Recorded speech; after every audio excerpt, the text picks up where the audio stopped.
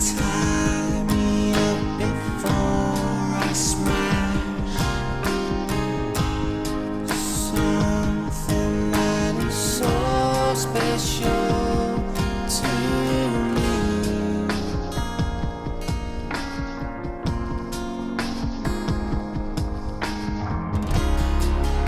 I take it back inside. Didn't mean to waste your time. I take it back inside. I didn't mean to waste my time. I turn it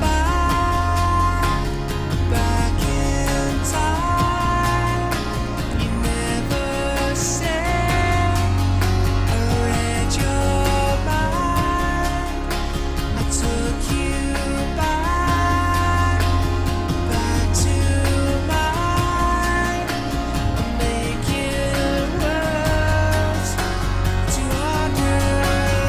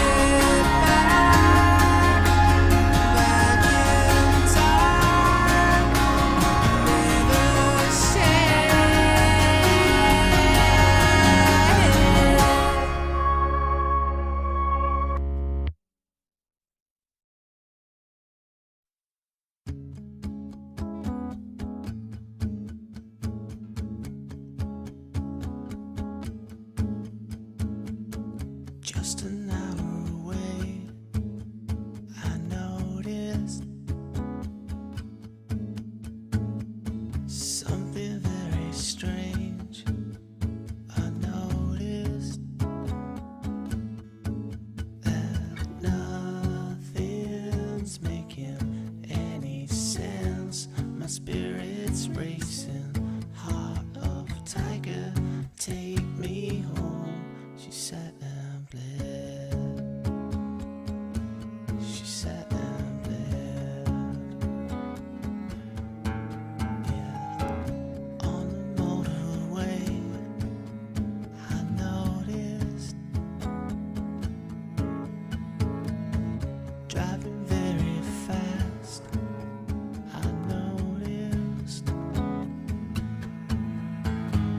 nothing's making any sense. My spirit's racing, heart of tiger, take me home. She sat and bled. She sat and bled. She sat and bled. She sat and bled. She sat and bled. She sat and bled. She sat and bled. She sat and bled.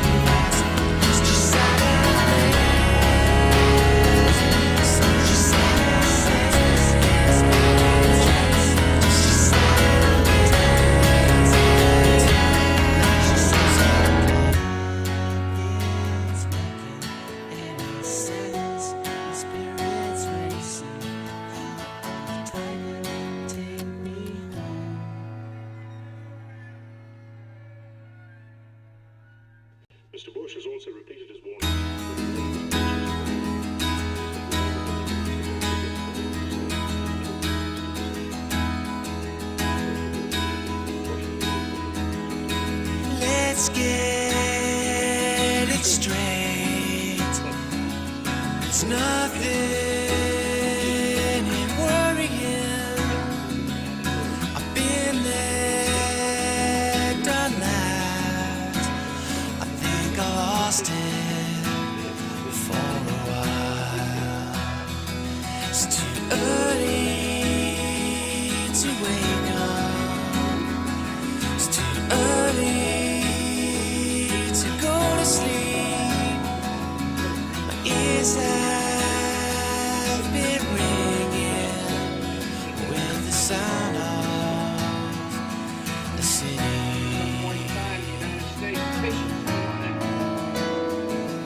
I'll wait for you.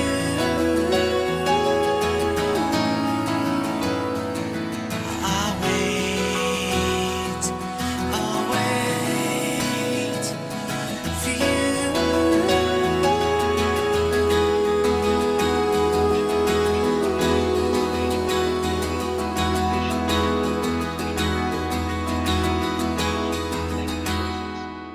Sundown around me, caught in a heavy glow.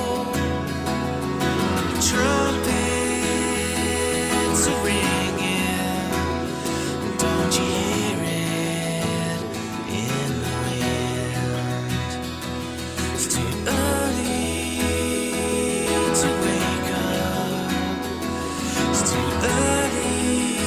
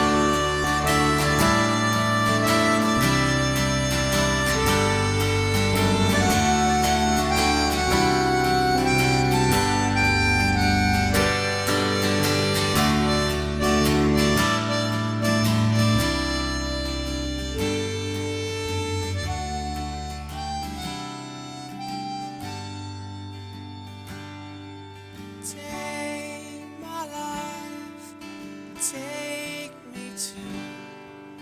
I don't wanna go back down there.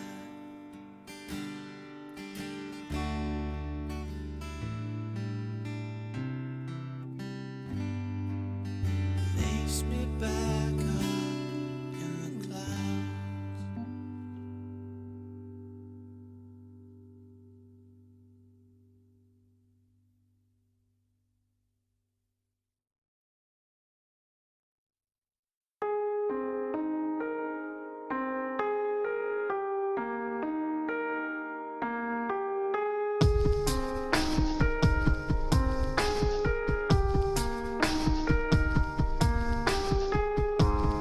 I think that I have said too much. I'll buy some paints to cover up the messages I left with you in the woods.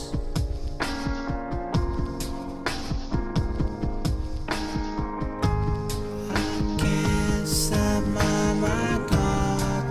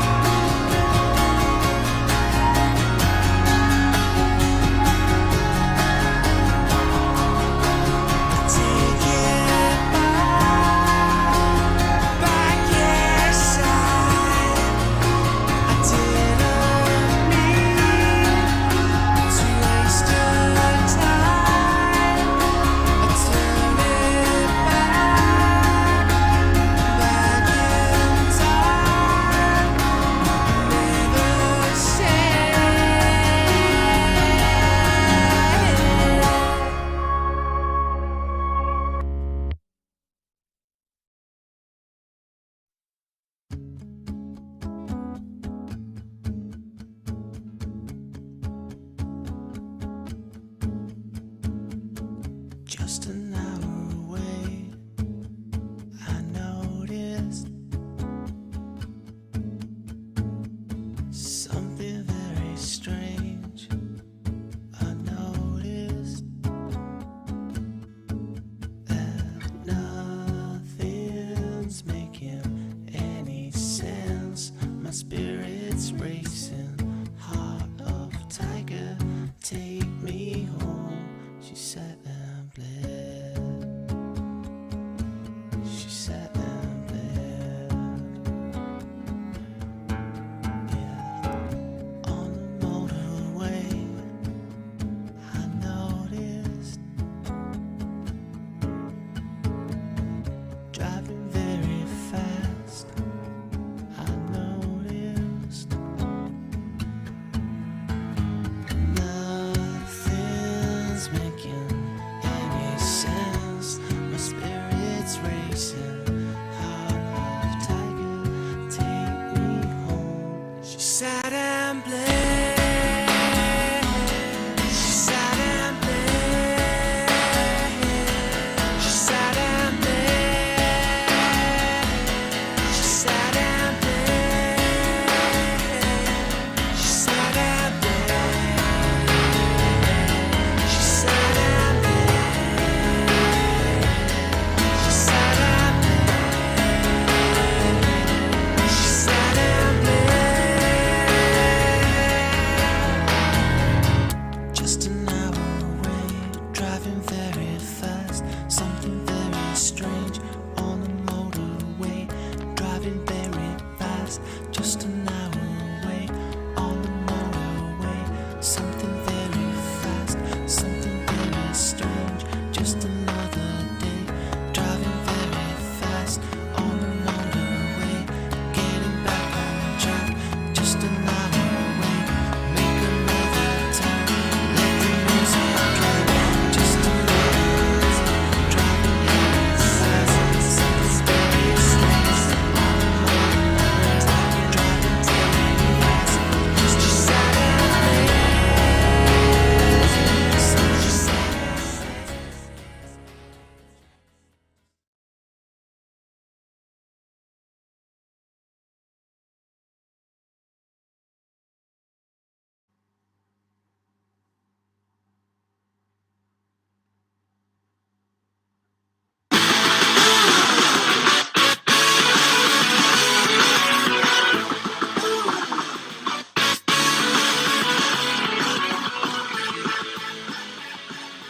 Welcome to Nothing But Static, episode 1 of the show, which is always nice. It's good to start at 1 because that's how numbers work.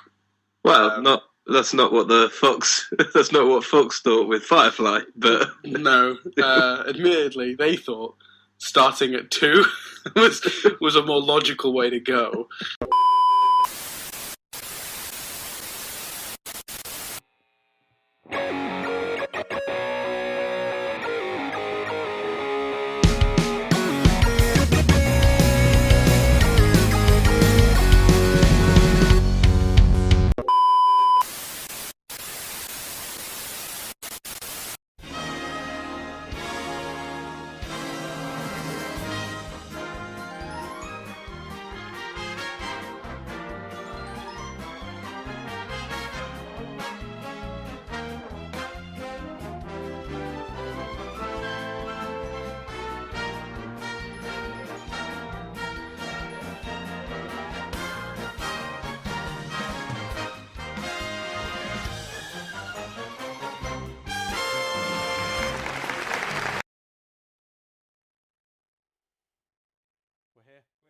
It's happening. We're doing it. It's Hello. statics.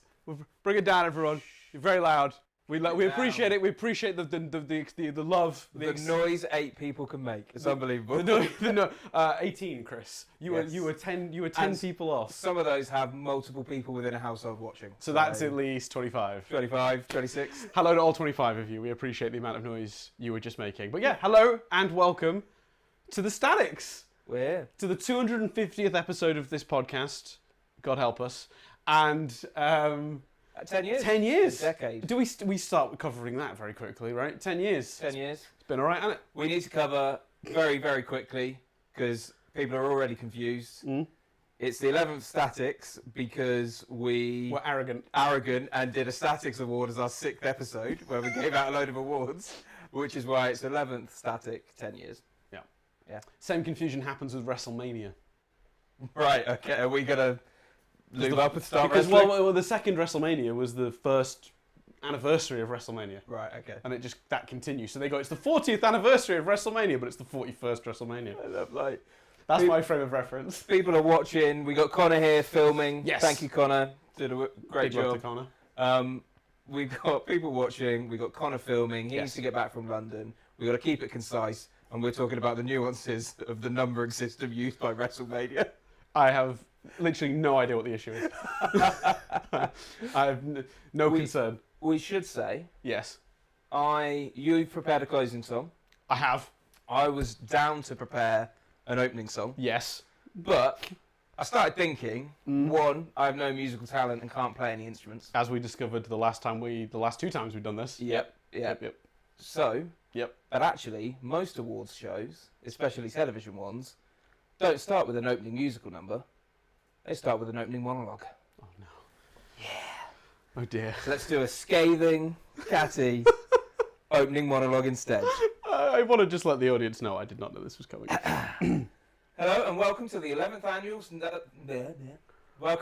annual Static Awards, celebrating both the 10th anniversary of our podcast and the television that's aired over the last 12 months. I know what you're thinking. Straight white men are talking about TV all over YouTube. What separates you guys from the rest? Well, the answer to that is very simple. We get significantly less viewers. And with that decrease in viewers comes a comparable decrease in quality.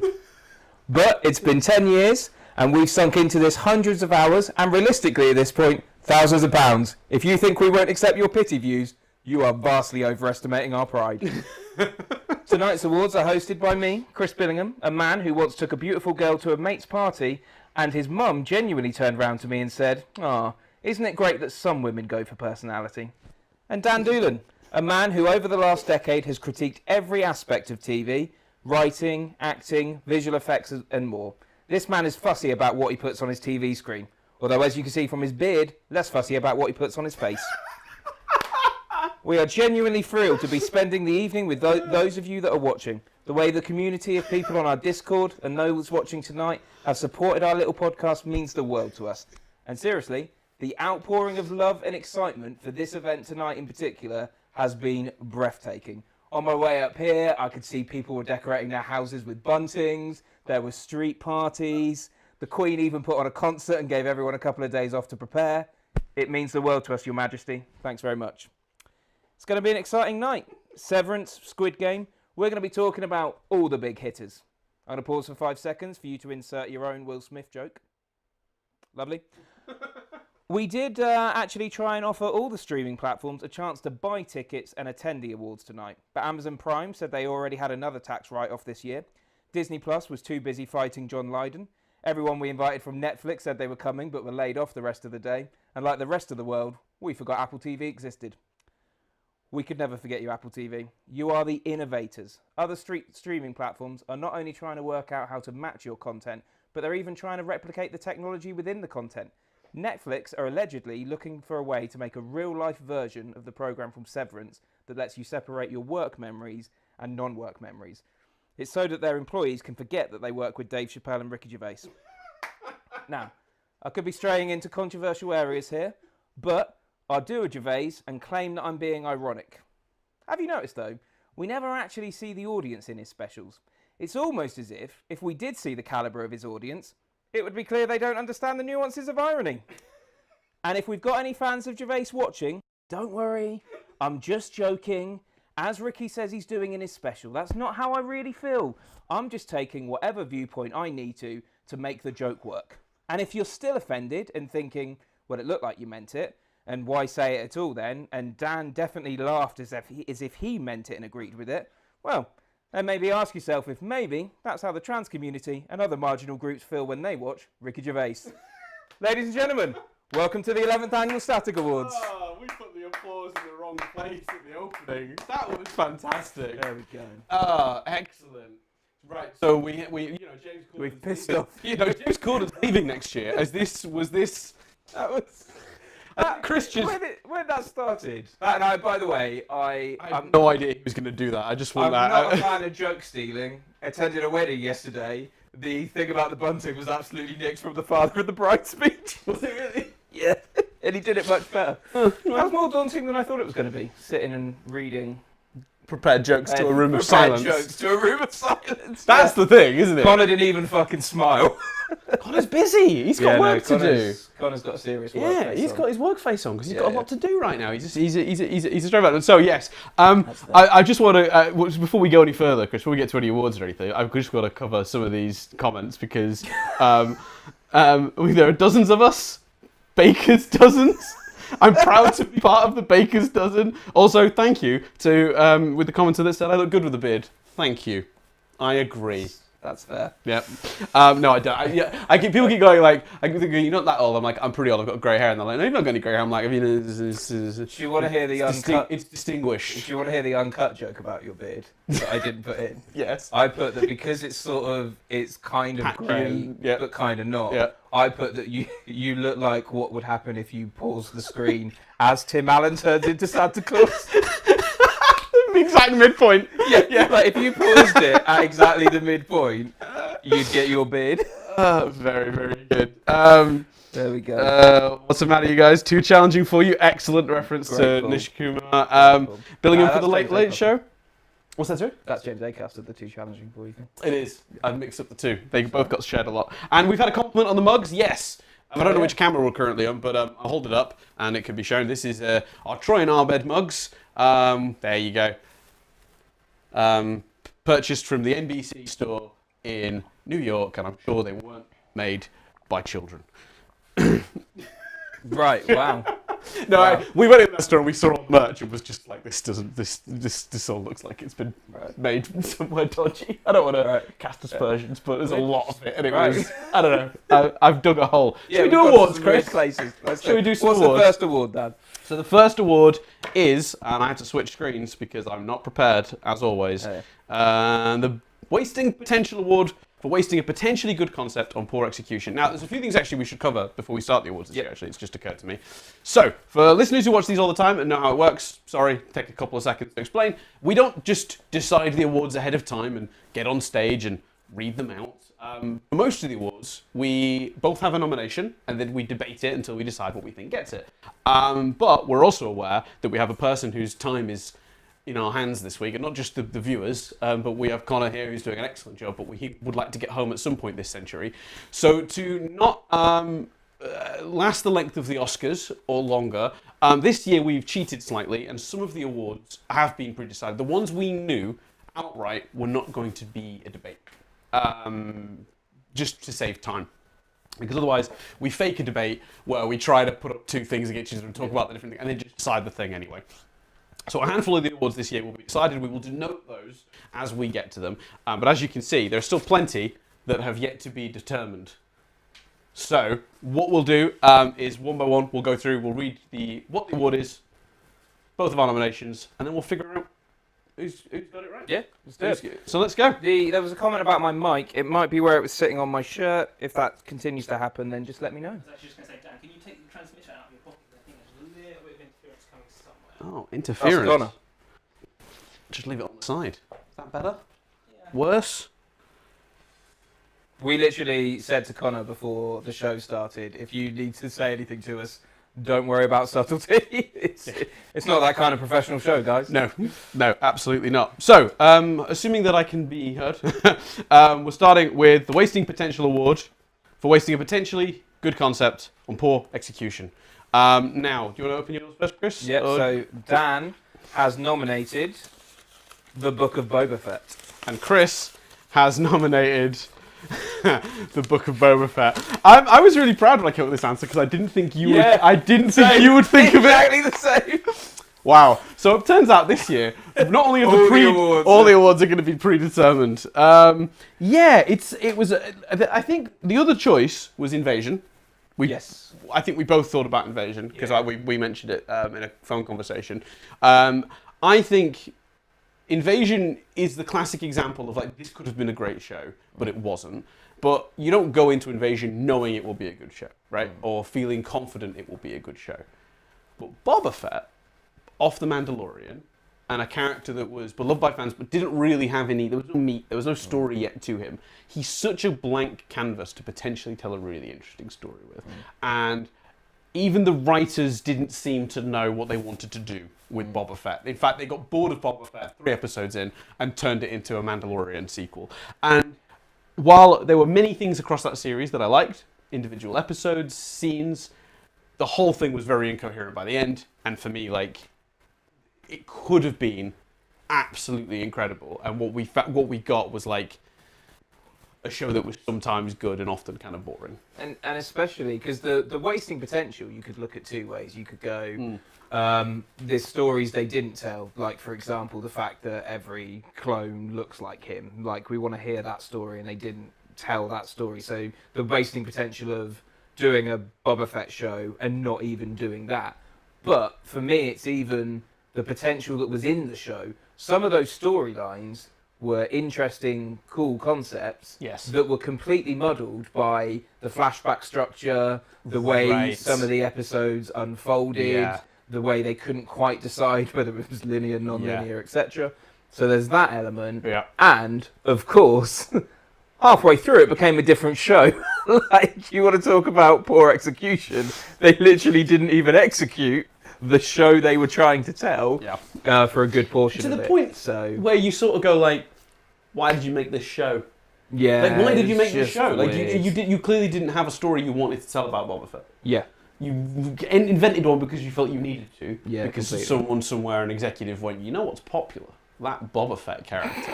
You know, the guy with the helmet. And we've already got a show with the guy with the helmet, and that's pretty good.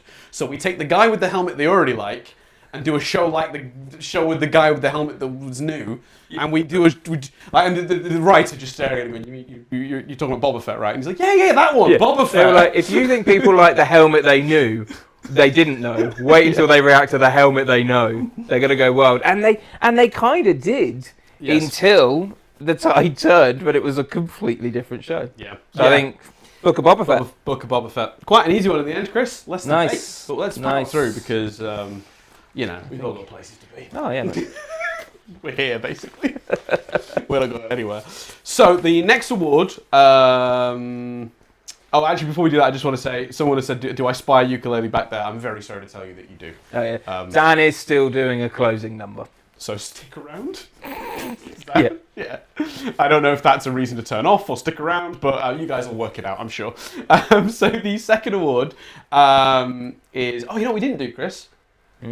Wasting potential. We didn't do the previous winners. The whole point was to get to 10 years to do this. So, for those of you who haven't been following, I've been promising for years that when we get to the 10th, I'll stop doing this because I like the idea of doing an award where I list 10 previous winners. So, Wasting Potential Award for wasting a potentially good concept on poor execution goes to, or has gone to in the past, Last Resort, Mixology, Red Band Society, Fear the Walking Dead, Prison Break, The Crossing, Game of Thrones, Dracula, Space Force, and now The Book of Boba Fett. Boom. Right. There you go. Do you want to list, because I don't have that up, do you want to list previous winners of best scene? Yes, so previous winners for best scene are Broadchurch for The Confrontation, Breaking Bad for Walter White's video confession, Daredevil for its one-take fight, Daredevil again the next year for the Punisher confession. I think we just didn't have any other better options. 13 Reasons Why, quote, the death. Barry for Why Do You Have to Say That, Fleabag, the bus stop scene, Devs, the car accident, It's a Sin for Keely Hawes loses her shit, which is how I wrote it. And this year, Chris has nominated... Help for Sarah Helps Kenny. Yes.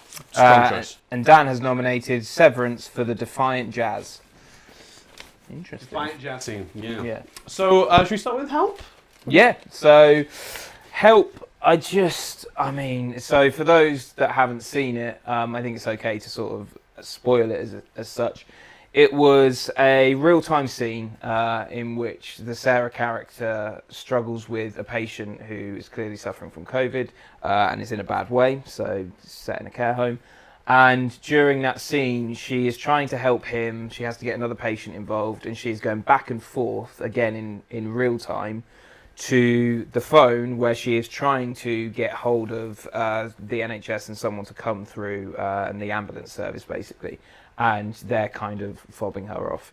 And I won't say too much about where it goes in terms of spoilers, but the lighting, the performances, Jodie Connor, whose name I'm probably saying wrong. Korma, but you were very close. I was so close for me. It was pretty good. She's spectacular in the scene. Stephen Graham is amazing in the scene. So it's some of the best acting that aired on television this year. The way it's shot in real time was very effective, and I think, you know, we've been seeing for years with the COVID situation, the shots from hospitals, dramas, different things covering it, but to see a care worker not be able to get the support they needed in real time was so effective, and I think hammered that particular struggle that care homes had home in a way that nothing else did in terms of kind of all the COVID television, if you like. And I think every single aspect, from the cinematography to the writing to the performance of that scene, was spectacular. Yeah, hard to disagree with. Obviously, an incredible piece of television. I think particularly like the choice to do it as one, like sort of almost like one take. Yeah. Like to make it look like it was like a real time thing. It was just sort of as well as real time. It followed the camera, and it was, like you say, one complete from room take. to room, and I think that created a real like tension, like a palpable tension. It's an incredible scene. I think for me, I mostly just went with Severance, with the Defiant Jazz scene, on the grounds of I didn't remember. I'd forgotten what you told me, because I think you kind of mentioned what scenes you were thinking so of. Dan's been tired. Where's your camera there? I know, I'm just looking around the room. Yes, I've been quite tired. So I gave Dan all my nominees, he's just forgotten most of them. But I do vaguely remember thinking, like, when I was choosing the Defiant Jazz scene, that you had chosen something that I agreed with. I couldn't quite remember what it was, but I was just kind of reaching for something that I also thought was really spectacular. I think Defiant Jazz doesn't have the emotional weight of Help, so I think I'm going to be happy to concede this one. But I will still state my case for the Defiant Jazz scene on the grounds that it's an amazing scene. So for those who don't remember the scene from Severance, I'll very briefly describe it. It's a strange, like, surreal sort of workplace, and these the characters get these very unusual rewards for success and failure, and they get a dance party, and they get to select the music, and the choice is Defiant Jazz, and it's the set that they built suddenly becomes like this multicolored disco situation. They're all dancing around each other. One of the characters has just had like a really quite emotional thing sort of happen, and he's just refusing to participate. He's sat there, his temper growing, and then it eventually sort of like ends as the lights all shift to red, and it becomes this really like almost very visceral, violent moment, and it just all was very powerful. It went from like this really delightful, fun scene to this really brutal thing in like a matter of seconds, and you felt it building, but it was so well done. It was so well shot, and all the actors are doing a great job in it, looking like they're having fun, and then seeing that fall away. The choice of lighting and the way they built the set. It feels like they built that set for that scene. Like they had that scene in mind, and then went, even though it's one scene in 8 episodes or whatever, the set has to look good for this one thing we want to do, because that's what it was used for in the end. So it's just, incredible. Everything from the choreography to the way it was shot, the camera movements, all that was beautifully done. But I agree, on just a pure emotional level, Severance, Help will, I think, be the winner. I think you did choose a great scene, and I think it's funny. I know you've agreed with Help, so I shouldn't be arguing it. Yeah, Chris, move on. Connor's got to get home. No. I'm going to stop making that joke, by the way, because he's going to start to feel put upon. So to give the people what they want, and a bit of when I first read Defiant Jazz, I thought you were talking about the final episode, and my argument was going to be that's a whole episode, not a scene. But I think his moment, his shining moment, I think, is in that second episode. But I agree with everything you said about that scene, for sure. Yeah, it's a great scene. I rewatched it when I chose it. I just sat there like, this is so good. Such a good scene. So yeah, perfect. Brilliant. All right, we've decided on Help. So while we're blasting through these, Chris, let's keep it up. Let us keep it up. Before once we've done the fourth one, I want to bring up something as well. I have a gift for Chris we're getting to. Very exciting. Nice. It hasn't arrived technically, but I can tell you what it is, and you'll be very excited. Nice. So, the next award is Best Action Scene, and it's an award we invented last year, very specifically to give the Nevers an award for their sort of on top of the water fight. Yep. So this year, Dan we've got nominations. Has nominated Jinx versus Echo in Arcane. And Chris has nominated, and one of my alternate choice, Squid Game Tug of War. Oh, that was your alternate choice. That was my alternate choice. Very, very good scene. I didn't know if you'd be like, it's Tug of War, dude, you're stretching it. But my argument No, for Tug it of War is very quite oh, tense. it's so tense. We're so on trend with these statics. You guys heard of these Squid Games? Anyone know about Squid Games? You seen this one? It's a show. It's on Netflix. This is games. There's a squid in it. Do you? I'm moving on from that. It's a sequel to Sharky and George. Is it Squid Games? Because it's Squid Game, isn't it? Do you see that Squid Game? Can I do that whole bit again? This is filmed, just right? rewind the We're not live, are we? I can just sort of... Do you want to talk about Jinx versus... Jinx versus Echo. I mean, for me, like to do a kick-ass action scene is really obviously important, and visually, I'm not saying it's easy to achieve that, but that is one layer of a good action scene for me. I think one of the other things you need is like tension, genuine tension. Who's going to win? What's going to be the outcome of the action scene? I think the actual sequence of events needs to be interesting. It can't actually just be people shooting guns and hiding behind things, because that's not particularly interesting to look at. We've seen that a million times. You need to do something unique with what's happening with it. But the other element of it is, I think, emotional weight is something that's hard to do. A lot of action scenes, when they're doing all the other stuff, you don't need emotional weight.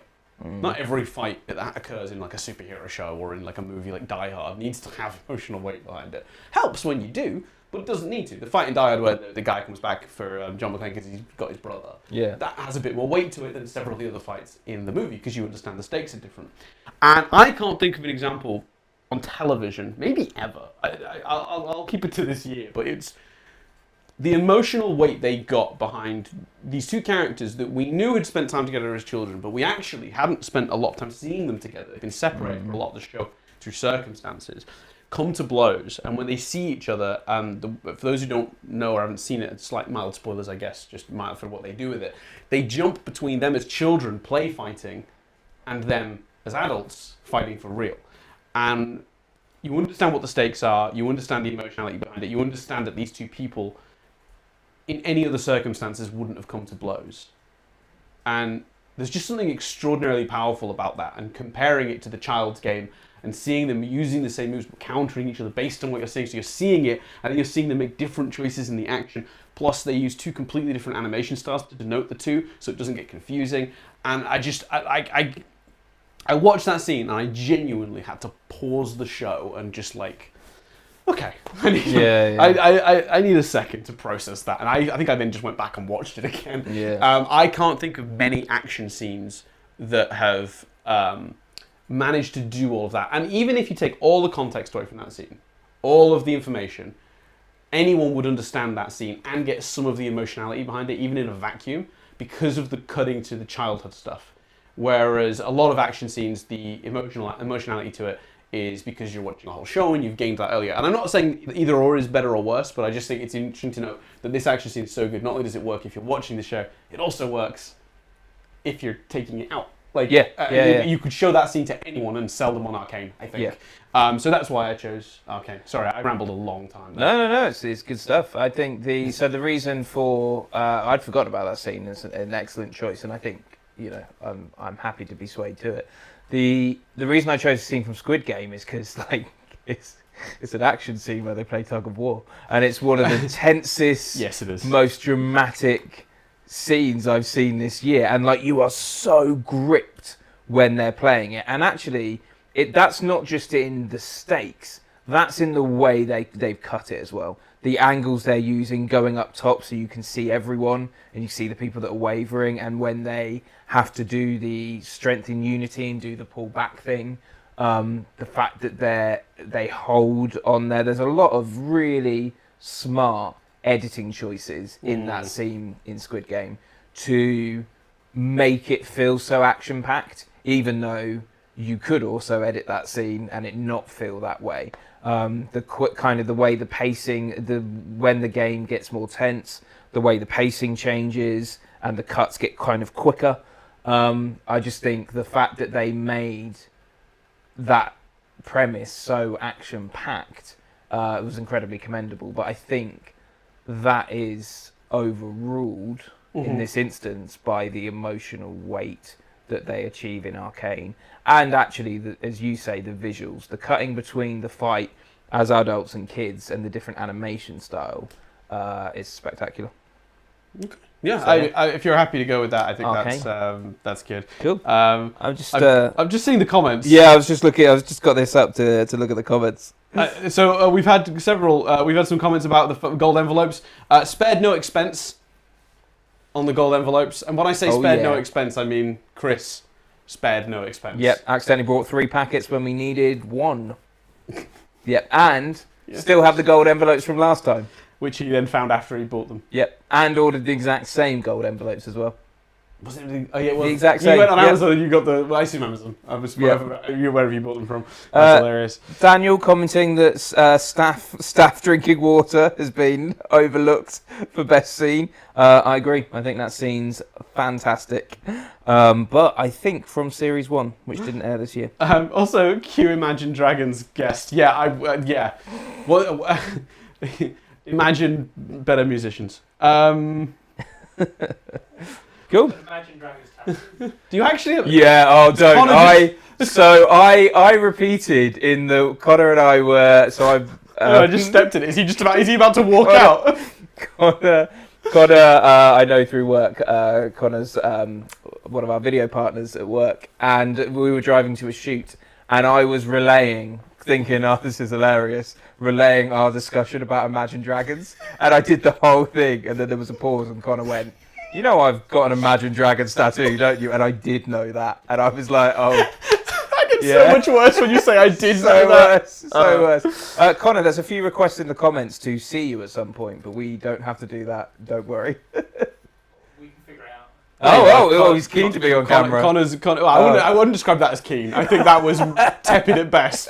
That was like, if your 8 fans want it, I guess I'll stand in front of a camera. There's very little risk. 17 watching live. 17 watching live. So the next award is for Best Dialogue. So now I've got previous winners up. Previous winners include A Series of Unfortunate Events, The Detectorist, Westworld, Steven Universe Future, and Hamilton. Yes. I think you're going first? Yeah. I don't think it matters. No. But I will. Chris has nominated... good choice. The Shrink Next Door. Yes. Dan has nominated Slow Horses. Yes. I don't know if this will be a massive, lengthy award, just on the grounds that, I think both of these are good choices. I think Slow Horses just had a lot of really very clever, witty dialogue. It explained a lot of complicated spy nonsense without it feeling complicated. At no point in that show was I lost, and I think we talked about that when we reviewed it.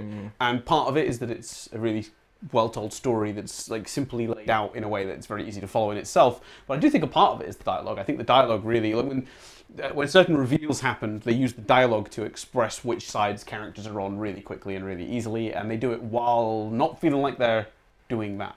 At no point did I feel like Slow Horses was stopping and going, "Okay, guys, just so you know, I'm a bad guy. I've actually just betrayed this one. This one doesn't know yet, but we'll figure that out." You get all that information from quite witty, entertaining back and forths, and I think that's actually really impressive, because at no point did I feel like I was being fed information, but I absolutely was being fed information. So it's not a particularly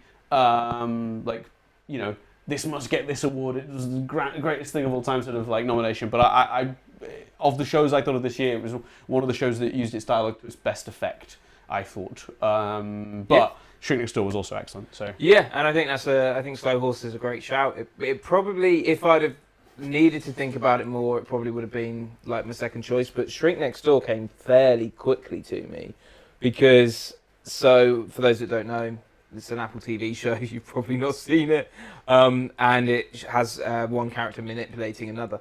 And I think the reason I chose it is because the dialogue in the Shrink Next Door had to do 2 things. It had to one character be conceived as normal, and so in order for the manipulation to work, they had to make that dialogue appeal and make sense to one character, and then also say something Clue in. completely different to the audience. Yeah. And a lot of that's in the acting as well. Paul Rudd and Will Ferrell are both brilliant in it.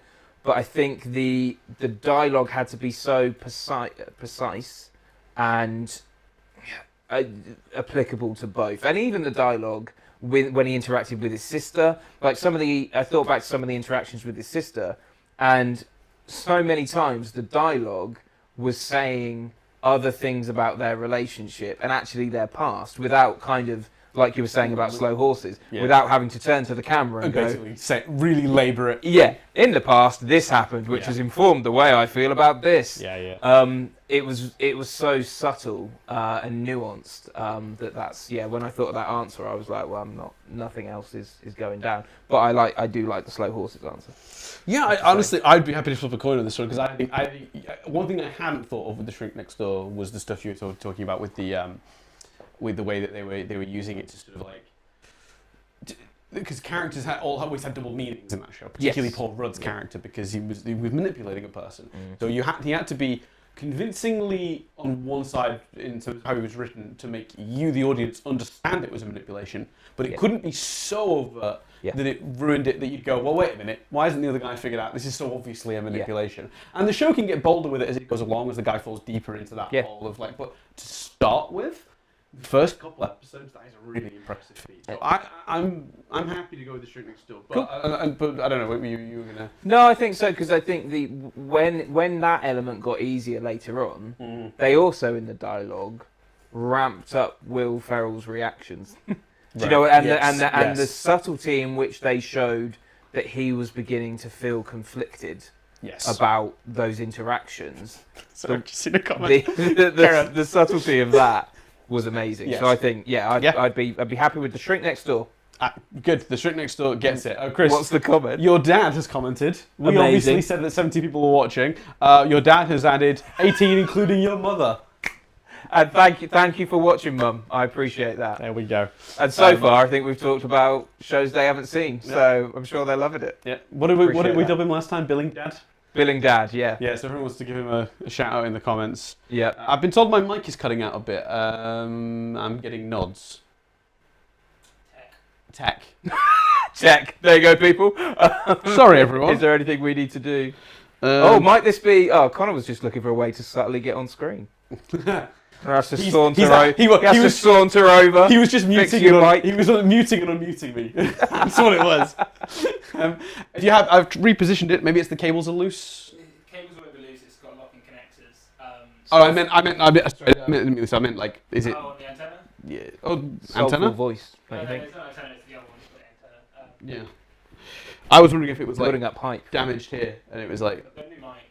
Oh, the new mics. I just think his voice is good. You should see his face. Billing Dad, too Chad. It's not too bad, but yes. The frustrating thing about that is this is a podcast, so the audio is quite important. Yeah, absolutely. Should we keep going and see how we go for a few minutes, and then listeners can let me know if there continues to be issues? Yeah, if you guys could let us know. Yes, listeners decide how we proceed. Cool. But this, before we get to the next award, Chris. Oh no, go on, you're gonna. I can't remember something about my dad. Watching, but I can't remember. Sorry. Oh, that was it. Jess said she would only watch if she got a shout out. Now I'd argue an award being named the Better Half Awards would do that. Where she gets to choose the nominee. Yeah. Yep. But Jess, lovely to see you watching. How could I concentrate on any TV when this year I married you? Did I marry Jess this year? Yeah. This year I married you. There you go. Shout out. Nadia's not getting one. She doesn't watch. No. She's good in the comment. She's never listened to any of this. I know. I've seen 2 comments. I was very surprised to see Nadia comment. Me too. Anyway. Yes. So, Chris, I have a gift for you. Is it Connor's beautiful face? I have a second gift for you. Okay. Gotta just have the expression of a man that knows I'm gonna run with this for pretty much the entire live stream now. Carry on. At this point in the podcast, I was going to be handing you some paperwork to sign. Right. Because, Chris, I have legally requested my name be changed officially to Daniel Frederick Doolan.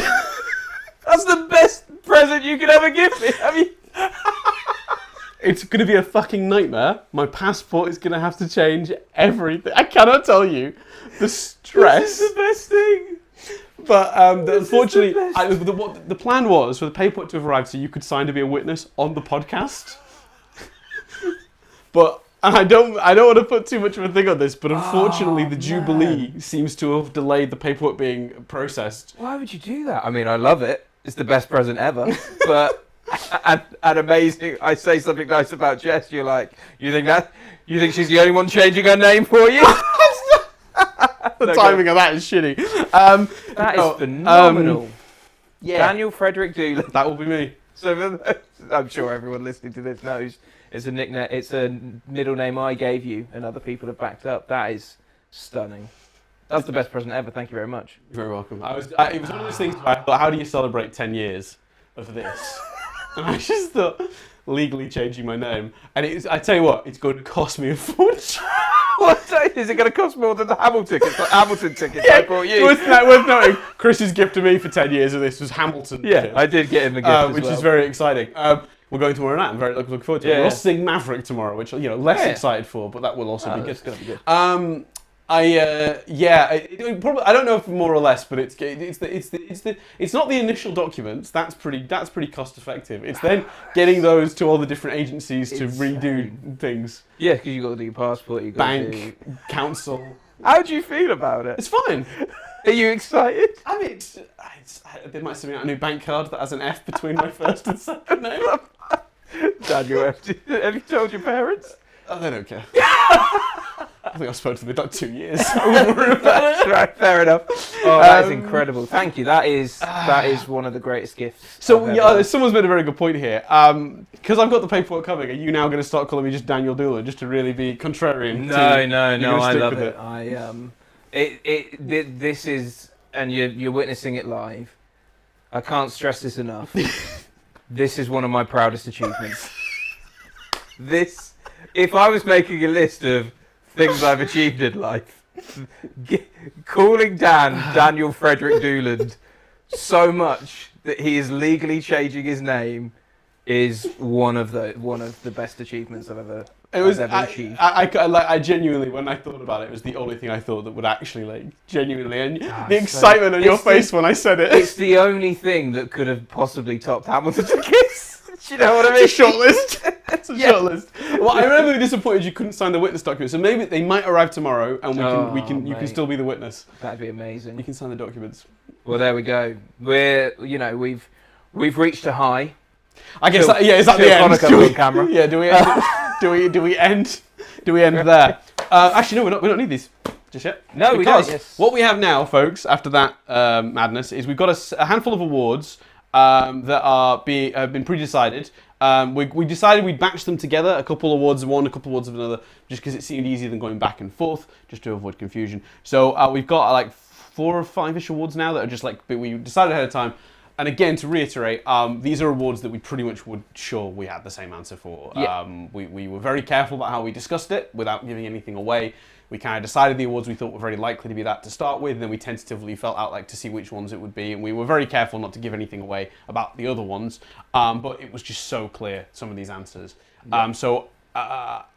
The quickest way to do this, Chris, to make this actually genuinely quick, is I'll just read one, explain our logic, and then you read one, explain the logic. Yep, sure. I'll start the first one, because the first one, I think, was my suggestion, but you agreed. So, best show that no one is watching this year is going to be going to Severance, because it's one of the best shows of the year, and it's on Apple TV+, and I know so few people actually watching Severance in the real world. Online, you do see talk about it, but it seems to be a very specific crowd of people. I think the general audiences have no idea that show exists at all. It should be like Game of Thrones level. Everyone is watching this show, and based on its quality, and it isn't. And for me, that's best show that no one is watching. And previous winners. Oh yeah, I've got a few to say. Yeah, go on. Previous winners were Kingdom, Crazy Ex-Girlfriend, Miracle Workers, Little America, and Cools. I'm sure you will all agree. We gave them those awards, and people still didn't watch. So there we go. Most surprising Many of those shows cancelled. Yeah. Most surprising show is for the show that we didn't think we'd enjoy that much, but it took us by surprise how good it was. Yes. So previous winners were The Circle, The Politician, and Resident Alien. Also shows that I think they got cancelled. Resident Alien's still Alien going. Still going. So this year, the show that we've gone for is Bel-Air, the dramatic retelling of The Fresh Prince of Bel-Air. That sentence alone should show, like, that as a premise is not a concrete premise for quality. But the show is fantastic. Very gripping. The characters are really well thought out. I think what was so surprising about that is dramatic retelling of The Fresh Prince of Bel-Air conjured up a very specific image, and then that show isn't that image. So, most surprising show, Bel-Air. Yeah. I would only add to that just to say that, like, it's not even that it's like an amazing show, but it's just so much better than it has any right to be. Like, it's a broken idea to start with, and yet it was really entertaining. The cast were great. Like, yeah. What a shock that was. So we have the Steady As She Goes Award for Most Consistent TV Show.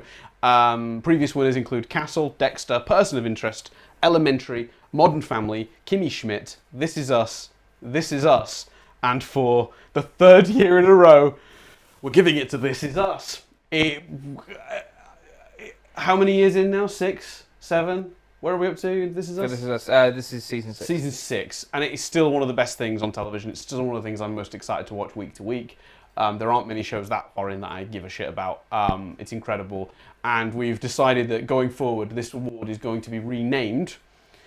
So from next year, it will not be called the Steady As She Goes Award for Most Consistent TV Show. It will instead be called the This Is Us Award for Most Consistent TV Show. I think if any show wins an award 3 years on the trot, we rename the award after it. I think that's fair.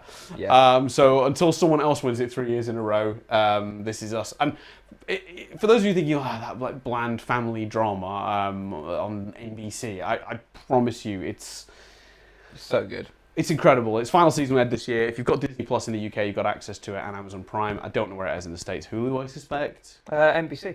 Yeah, but like, what streaming service? Because it's obviously finished airing now, so I don't know where you get the catch up. I think Hulu or Peacock, presumably. Yeah, Peacock. That's a thought. Yeah. Cool. So the next award is the Firefly Award for Ridiculous Cancellation Decision. So previous winners have been Alphas, Crazy Ones, Mindy Project, Castle, Timeless, Last Man Standing, Swamp Thing, Veronica Mars, The Circle. So many good shows. So many great shows there. Cancelled kind of before their prime. Yeah. Should clarify it very quickly. Sorry to interject. Yeah, no, go for it. We have 2 cancellation awards. One is like, that was an insane decision from a business perspective. Kind of like, why would the studio do it the way they did it, or how they did it. And then we have another award coming after this one, which is about our personal, like the show we missed the moment. Because sometimes there's a show we're really sad has been cancelled, but we look at the ratings and we go, yeah, I know that happened. Sense. You know, I don't like that happened, but it happened. So this one is the Ridiculous Decision Award for a show that probably shouldn't have been cancelled at all. Sorry to interrupt. No problem at all. So this year it's gone to Why the Last Man. So a similar logic to what we used for Swamp Thing.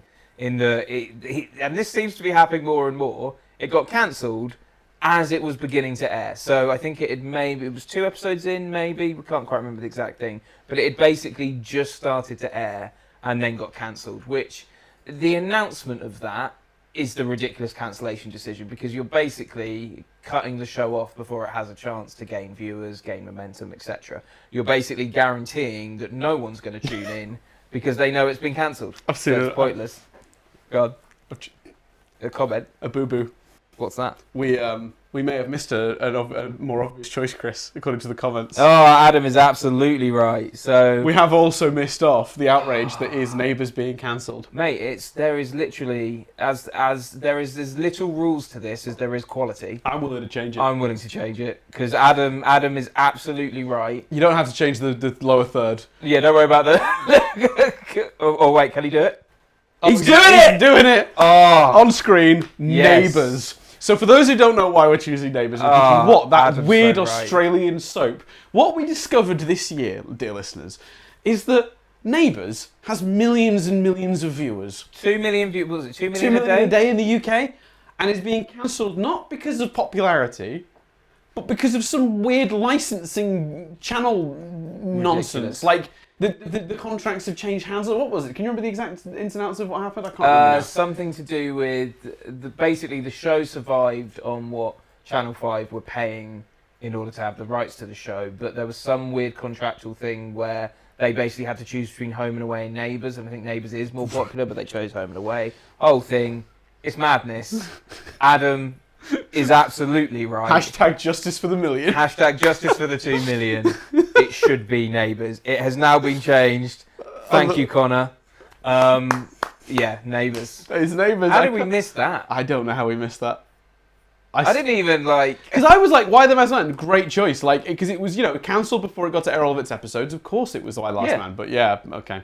No, cancelled like absolutely. 2 or 3 episodes in, but yeah, there you go. I'm doing the final one. Okay. So the final one of this run of pre-decided awards to get this thing going is saddest, most disappointing cancellations. This is the one that hurt us personally the most, the one we thought maybe had the most potential, the one with the saddest to see go this year. Yeah. And thankfully, this year, actually, most of the shows we really fell in love with this year got renewed. Yeah, that's fair. But there was one exception of a show that had a boatload of potential that we really enjoyed. And while it's not one of the best shows we watched this year, it certainly didn't deserve to be cancelled. And that is Pivoting, which is a sitcom on NBC. Who had one of the Pivoting? channels? One of the I'll channels. look it up. You keep going. Yeah. I'll look it up. It was just an incredible show with a really great cast, a fascinating premise, a really interesting storytelling structure where the episodes sort of flowed into each other, but they still had like a story of the week, like a traditional sitcom, but yet it all still sort of like interlinked like it was a serialized show. Yeah, it was just really impressively written, and the cast were great, and it was funny, and like I don't know what more you can ask for from like a network sitcom. You found out which network? Fox. It was on Fox. Dear Lord. Fox at it again. Did Swamp Thing get that in the previous year? Yeah, it did. It did. Very deservedly, I think, in its time. So yeah, that's the saddest, most disappointing cancellation award. Yeah. Absolutely. Yeah, Pivoting. I can't go over the Neighbours thing. I can't believe we forgot it. But I'm so thankful. We must push on. Thank you to Adam for letting us know that. You're absolutely right. He has now literally chosen a static over the comments. Wow, what a treat. If people could put in the comments, I want to do a mic check on Dan. Just let us know how Dan's mic is. They'd be complaining, I suspect. That's true. So it looks like that's sorted. Thank you. It will come back. Huh? It will 100% come back. Oh, there's those sultry tones again. Apparently, it's being. I don't know if that's a threat or a promise, but Connor is insisting that problem will return. That sounded like he was doing it deliberately. So,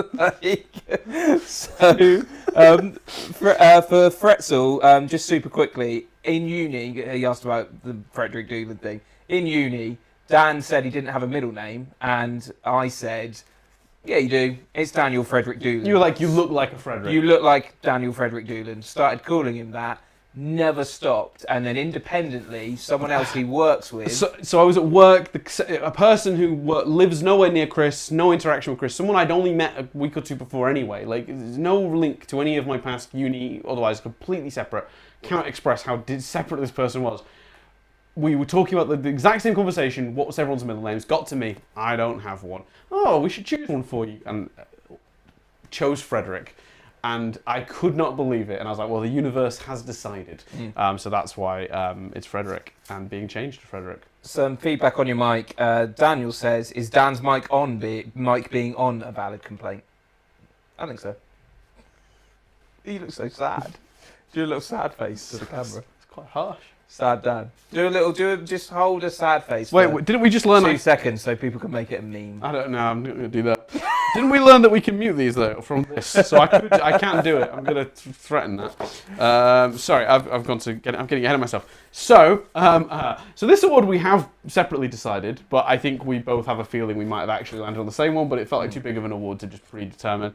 But this is Best New Drama.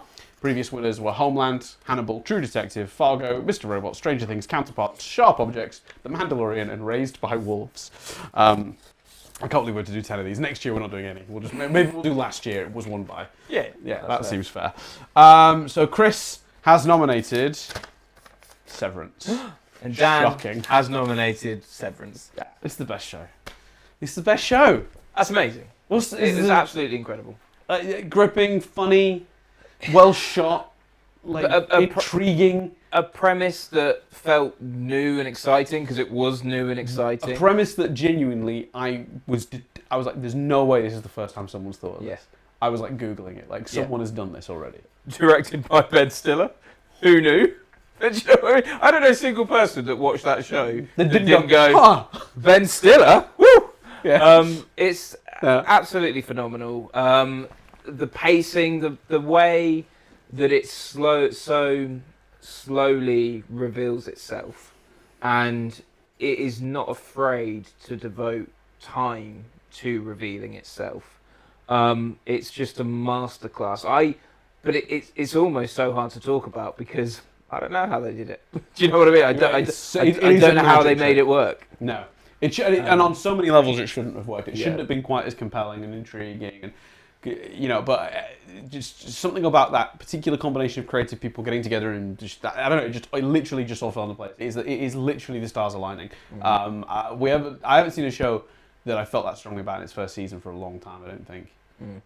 Plenty of great shows that I've in first season been like, that's amazing, but like I don't know, there's something about Severance, it really has knocked it out of the park. And that, because obviously we didn't nominate it, I can't stress enough again, some of those episodes, especially that last one, was the most genuinely exciting television I've seen in years.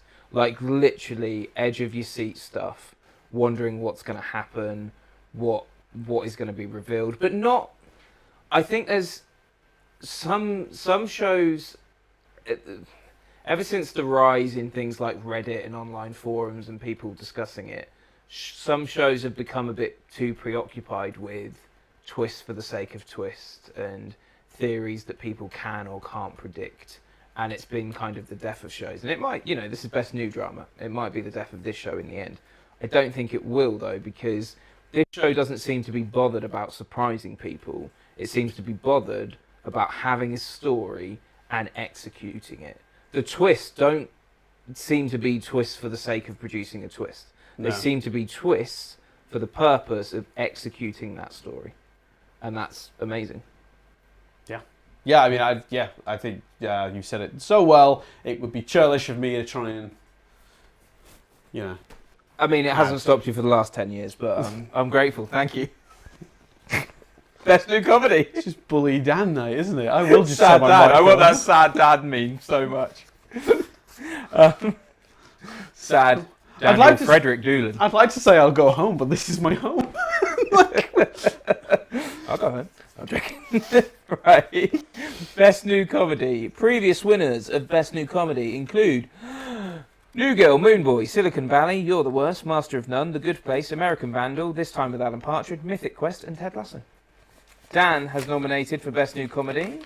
I mean, he could have been up in that while he was doing the reading, but it's fine. So I can't multitask. Okay. I can't read 10 years worth of shows and take a bit of paper out of an envelope.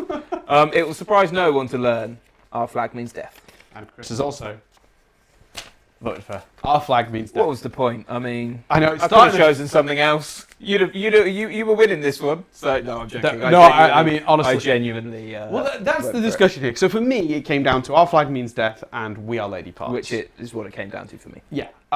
So just to make this more than just like we're just gonna name a show and move on, because that's what we did for those 5 predetermined ones, and now here we are, 2 awards in a row where we've agreed. Yeah. Which is unfortunate, but I think this year some of these choices felt really clear cut. For me, the reason Our Flag Means Death pipped We Are Lady Parts was what at first seemed like a weakness in the show, which is that it didn't reveal its premise until it got further in, and then it had more of its premise to reveal as it unfolded. Felt like a detriment to the show. A lot of people complaining the first couple episodes didn't really represent what followed. You are on camera, so people do know you're texting. I just want to... I thought it was on a close-up on you. I'm not. I'm responding to something I needed to urgently because I thought you were on a close-up. I might have been. It was on a close-up. You just... Damn it. You're either. Okay, but are you engaged in the conversation, Chris? I honestly, I have I'm to. kidding. It's about the rental of the suits for the wedding that I was at. But you either did that for 2 reasons. 1, to embarrass me slightly, or 2, to hear the sweet, sweet tones of Connor's voice. I did it because I was like talking, and all I could see was you just like. I was trying to do it quickly. Pay attention. No, I'm kidding. I think with We Are Lady Parts, it was brilliant in what it was from episode 1, and while it was incredibly funny and well written and so engaging, and in any other year it would have absolutely won the show. The sort of weird experiment that was Our Flag Means Death, and how that paid off was so hard to put below We Are Lady Parts, which was incredible, but didn't do anything quite so groundbreaking. And I think we always champion on this podcast the shows that do things differently, the shows that do things, in a way we've never seen before. And while I absolutely think the thing I'm saying tipped it over the edge, could have easily been someone's criticism of the show, and I wouldn't disagree with them. That's what's funny about it. So, yeah. So in the end, that's why We Are Lady Parts fell to Our Flag Means Death, but both are incredible shows. And if you haven't seen them, to our listeners, you should absolutely watch both. They're amazing. Jess, Jim might be popping in tonight to pick up the suit from the wedding. That's why I had to text him back. You look so unhappy. I agree with everything you just said, Dan. Can't repeat it. Wasn't paying attention. Imagine on a morning show. Imagine on This Morning. Holly's talking and Phil's just like, Dad, if you look like Holly Willoughby, I'd be paying more attention to you, mate. The thing about the contents of her brain, Chris. Oh yeah, absolutely. Engage. Yeah. I'm not. I don't think it's. I don't think it's a bad or not accurate comment to say that Holly Willoughby is, in my personal opinion, more attractive than you, Dan. I don't think that's surprising. No, but the implication that the accidental implication you made of only being interested in what someone is saying if they're attractive. No, it would just help with you. If you were specifically more attractive. Yes, that's fair. The specific We Are Lady Parts comparison, I think the thing is, We Are Lady Parts was astonishing. We may be talking about it later, who knows? And I think astonishing, unique, important, and kind of incredibly funny. It was all of those things for its entire 6 episodes. Our Flag Means Death did so many different things week to week and told a particular story of 2 characters in such a subtle, beautiful way. And the way it unfolded itself, like you say, it could be criticised of, well, the show, is one thing for the first 3 episodes and then one thing for the rest. But I think the bravery of that to service the ultimate story that they were telling lay the foundation for it, so it had more impact when it shifted. And I think they maybe could have just released it all at once. I think that would have resolved a lot of the criticism. If that show was that criticism that I think is fair to bring up, and I would also understand someone having, I think is immediately reduced if all 10 episodes come out at the same time. Yeah, agreed. So I think that because of the brave storytelling and the effective storytelling and just beautiful way certain stories unfolded, as well as being hilarious, being legitimately hilarious, it couldn't not go to Our Flag Means Death, I don't think. It's one of the most unique shows, and a show that I don't... Also a good contender for best show no one's watching, because, the ratings were low and it looked like it might get cancelled, and there's not a lot of easy access to it. So if you can get to Our Flag Means Death, then check it out. If you happen to have a VPN and $7... I wish we were sponsored by a VPN. Yeah. That would have been a good... Yeah. NordVPN. I can't recommend NordVPN. I don't know what. I've never used them. I've used multiple VPNs are available. Yeah, I've used other ones. I've never used Nord. I refuse.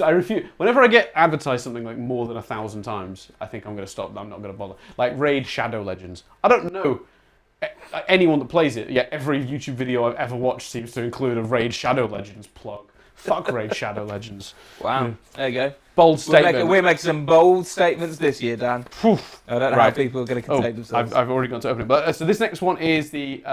I'm really worried that we're going to be the same on these next few awards, making all of this just feel like the most redundant awards we've ever done. But let's go for it. Best New Dramedy previous winners: Transparent, Horace and Pete, Atlanta, Happy, Kidding, The Boys, and Upload. Where else will you hear Transparent and Horace and Pete back to back? 2 shows with people in them who have since had things come up. Anyway. So Best New Dramedy this year, Chris has nominated The After Party. Dan has nominated The After Party. God, this is getting quite sad. Is this genuinely the most we've ever agreed? We agreed a lot last year. Oh shit, we're becoming the same person slowly. Well, we discussed Our Flag Means Death, and I think the thing with The After Party, how can you not choose a show that week to week changed genre but still stayed consistent and felt like the same show? Yeah. There are other great, so Peacemaker Yeah. is a brilliant choice for this. There are a few others that we talked about today. Yeah, I usually write down all my options, but Peacemaker was my main other Contender choice for for this. this. And Peacemaker's brilliant, but The After Party, it was an animation, it was a Fast and Furious spoof, Yeah. it was a all of- musical, yeah. Every episode did something else, and yet it felt cohesive. And also, the way Yes. they embedded all the clues throughout and all the mysteries throughout. It just... Yes, it might be a bit dull that we're not debating and arguing, but I think it would have just been madness to pick anything other than The After Party for this award. Yeah, it's really hard, isn't it? I think in terms of differing for differing's sake, we just there's no point, because we're only gonna okay, let's say I knew you would choose The After Party, I choose something different to be contrarian. I'm gonna go, it could have been this, and then we're both gonna still agree with The After Party. Yeah. So that's the answer. Plus, I think there are choices later on we'll disagree. Yeah, I know for sure. There's gonna be a few. There's a couple I'm pretty confident we're very different on. But yeah, in terms of the show, I think everything Chris said is valid. But on top of that, it was also a brilliant character piece, super funny. Had a really fun mystery that unfolded in a really satisfying way, where all the clues added up. It was just working on so many levels that it's I don't even know. I mean, it's pretty much flawless. What did they get wrong? Nothing. Literally nothing. Even other shows like it that were in contention with it, that I enjoyed, have one or two things well, maybe a little bit different, handle that, or maybe it wasn't as good at this, but it did this really well, so it's great. Whereas The After Party was just as close to perfect as a show like this gets, I think. And again, Apple TV Plus, if you don't have it, what are you doing with your life? It's the cheapest one, and it has the best ratio of good content. Have you got Apple TV, Connor? What do you think? I think you haven't. Yeah, Connor does not have Apple TV Plus. See, he's one of those people. I'm not even going to look at this camera anymore. I'm going to look straight at Connor and say, get Apple TV Plus. Got all the best stuff on it. I don't know how. I guess Apple TV are just hands off. That's what it is. They give good creators money and just go, I don't know. Yeah. we don't know what good TV is. You just do your thing. They don't meddle, and I think that really helps. I think there's the other Peacemaker. I think there's little criticisms to chuck at Peacemaker. Also true. Yes. But Peacemaker did one thing brilliantly: the sheer inventiveness and originality. Although Peacemaker was also incredibly original, but it was. But you also go, Peacemaker feels like James Gunn at his best.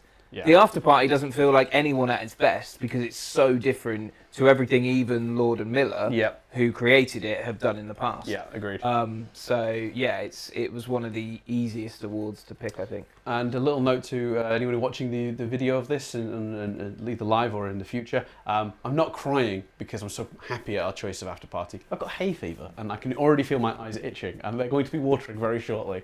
I know the pattern. It's what's happening. Very sorry. Wow.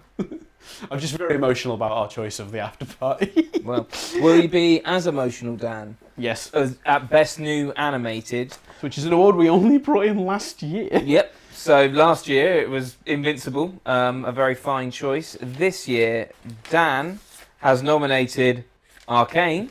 Chris is nominated. Fuck. Again! How does this keep happening? Chris is also nominated Arcane. Wow. Look, okay, well let's do, before we talk about Arcane then, Star Wars Visions yes, was a big spectacular. contender. Yeah. But A lot of lightsaber stuff in that show, isn't there? Yeah, well, I think it's baked into the premise. I think when you just give a bunch of unique studios who aren't speaking to each other or like double checking, like we're not doing the same story basically, are we? You know, you're gonna get to play with the Star Wars sandbox, or, you know, all these Japanese artists, writers that put the Visions shorts together. You know, because there was no one, like, it doesn't seem like there would have been much oversight on that. Of course, if you could tell a Star Wars story, it's the first thing you do, right? I want a guy running around with a fucking lightsaber. Of course I do. You know, I think it's one of those things where, yeah, so many of those stories were based around lightsabers, lightsaber lore, wielding lightsabers, that it did become kind of accidentally repetitive. Thankfully, though, beautifully animated, and they all tackled it differently, I thought, thankfully. So while it did get a bit repetitive, it was still incredible. So yeah, if you haven't seen Visions, listeners, and you're into Star Wars, I mean, it is one of the most incredible things. And again, we're talking about, you know, style shifting week to week. You know, there's like kind of black and white Kurosawa episode. You know, there's this sort of I'm trying to the really kind of like light, funny one that's kind of like almost cartoony, or where they do a song at the pod race and stuff like that. The episodes are all so vastly different from each other that even if you find one you're not as fond of, like, give it 5 minutes and there's one you will love. So yeah, Visions was a really top contender for this, but I mean, come on.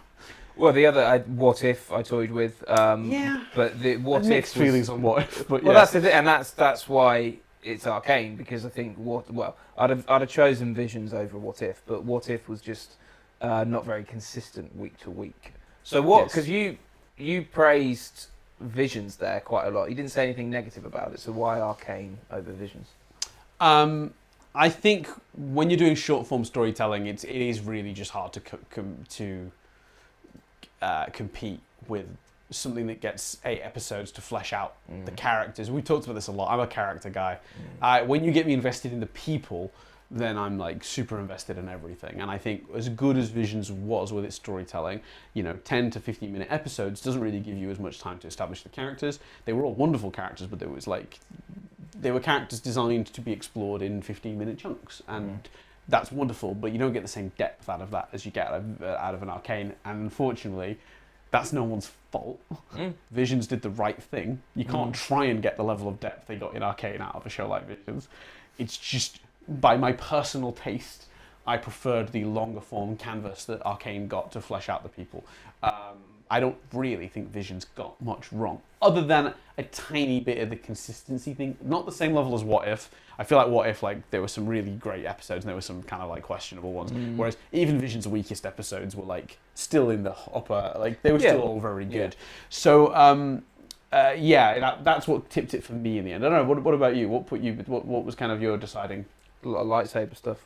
Too much lightsaber stuff. I mean, you've defended that well, and I am saying that partly as a joke, but I think it's an incredibly wide universe, and I understand the argument of, well, if you're told you can play in that universe, of course you lean towards that. But I mean, it's someone's responsibility to lay out all the stories and go, are any of these touching on certain points? I nearly tipped it to Visions because of the sheer inventiveness in terms of the visuals. And the fact which that are week to week it was a different style of animation, but consistently it was amazing and beautiful, but in its own way each time and gripping. Right. Yeah, so nearly for that reason tipped it to Visions. But Arcane, as you were saying, the emotive nature of the storytelling, the character work, the visuals, again, you know, you almost go,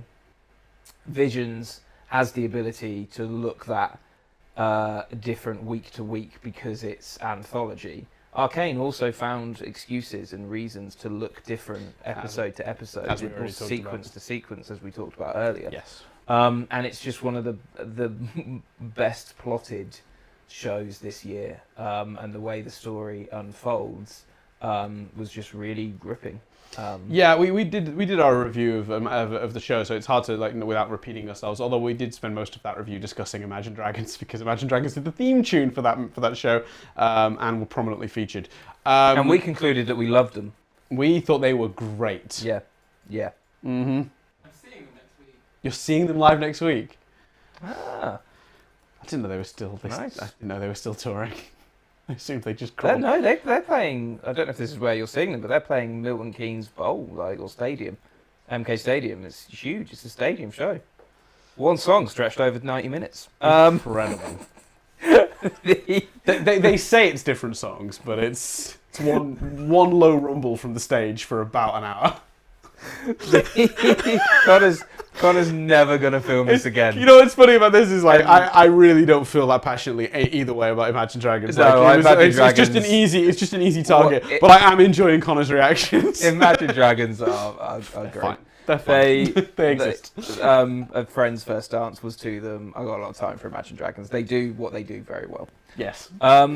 The next award. Even that failed. No, it's They do true. what that thing they do is, but they do it No, well. that's a compliment. Sort of. Yeah, it's like us. We do what we do moderately well. So Moderate feels boldly. That feels, yeah, carry on. the That feels next strong. award is the Best Performance Award.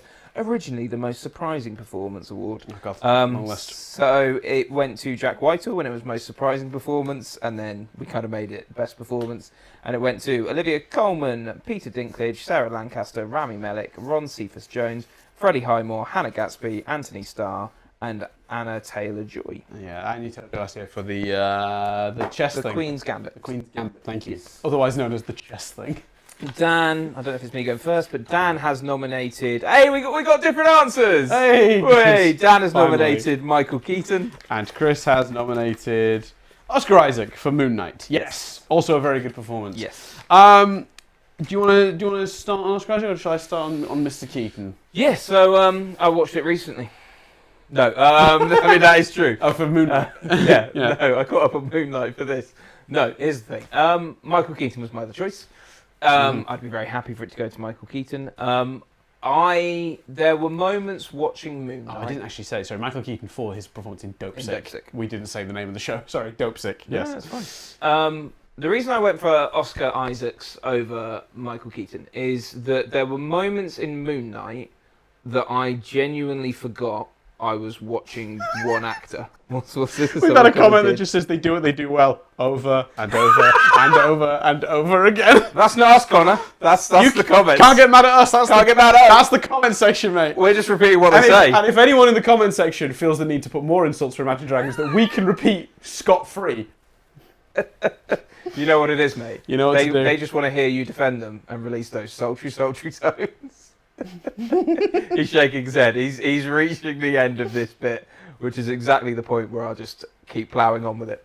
There were moments watching Moon Knight I forgot Oscar Isaacs was two people, like especially in the scenes where they're interacting with each other, the multiple characters, and there were moments where I genuinely had to go, oh yeah, shit, this is the same guy. Now, there are other performers that have had to play multiple versions of characters in the past.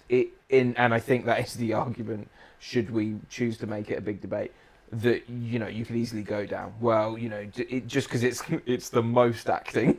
Is it the best? Is it the best acting? He did two jobs. Yeah, exactly. He gave two performances. They were different. Yeah, and I have a counter to that though. yeah, and I think there are counters. What's your counter? My counter to that is he also was able to, in some long single takes, shift between the two. There were two scenes, at least that I remember, where he was one character, and then without the camera cutting or flickering or doing any of the other tricks they'd done in other episodes, where it was through a mirror or whatever effect, where you just saw his face just subtly shift in a way that you, as an audience member, immediately understood the character had changed. And that is wizardry. Stunning. I don't know. That is incredible. There's no question. And the scenes kind of at the end, towards the end, where he's monologuing and switching between the two in an instant, were absolutely flawless. And I just think it felt like an obvious choice. But when I thought about that, and because, like I say, Michael Keaton was my other choice, it's such a good performance. It's stunning. The scenes where the character's going through trauma are beautiful.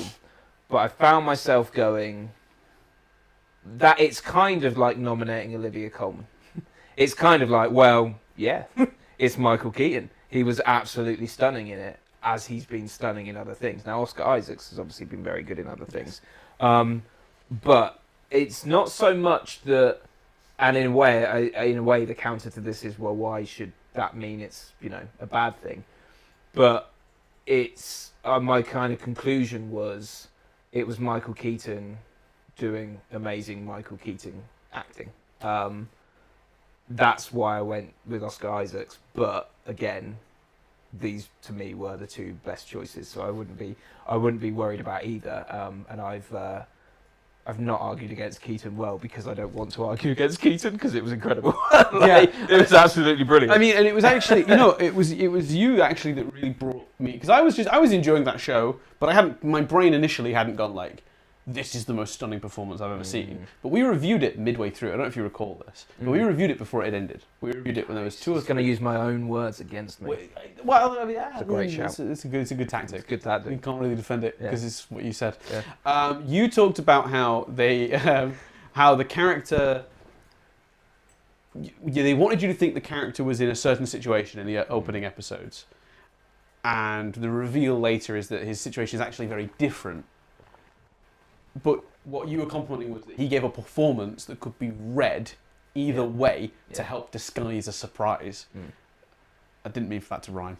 Very sorry. But it did. But yeah, for me, that is just, I mean, you're right, absolutely phenomenal. When I thought back on it, I went, you're absolutely right. In that first episode, I very much thought the character was acting the way he was acting because of this, and then it was actually because of this. And because the show takes place over a long period of time, and that character went through such a change in that time, the show doesn't ever stop to tell you that that's happening. You understand time passing, for him at least in that show, through his performance shifting. You also, there are several scenes where you understand the progression with his situation based on where his performance is at too, and that is an incredible magic trick. Both are great performances. I will still stick, I think, with the choice of Michael Keaton, because I think like if there was genuinely a proper actual like Oscars for TV shows that was all up its own arse and only gave awards to the really snooty stuff and never gave awards to genre shows, because Michael Keaton would have won the award this year, and I think he's right. And I'm not saying we should discount Moon Knight and the Grams of this genre show. Obviously, I'm just saying like I feel like he would have been the top pick for even those snooty bastards. They'd have still gone. We'll stick with that. So yeah.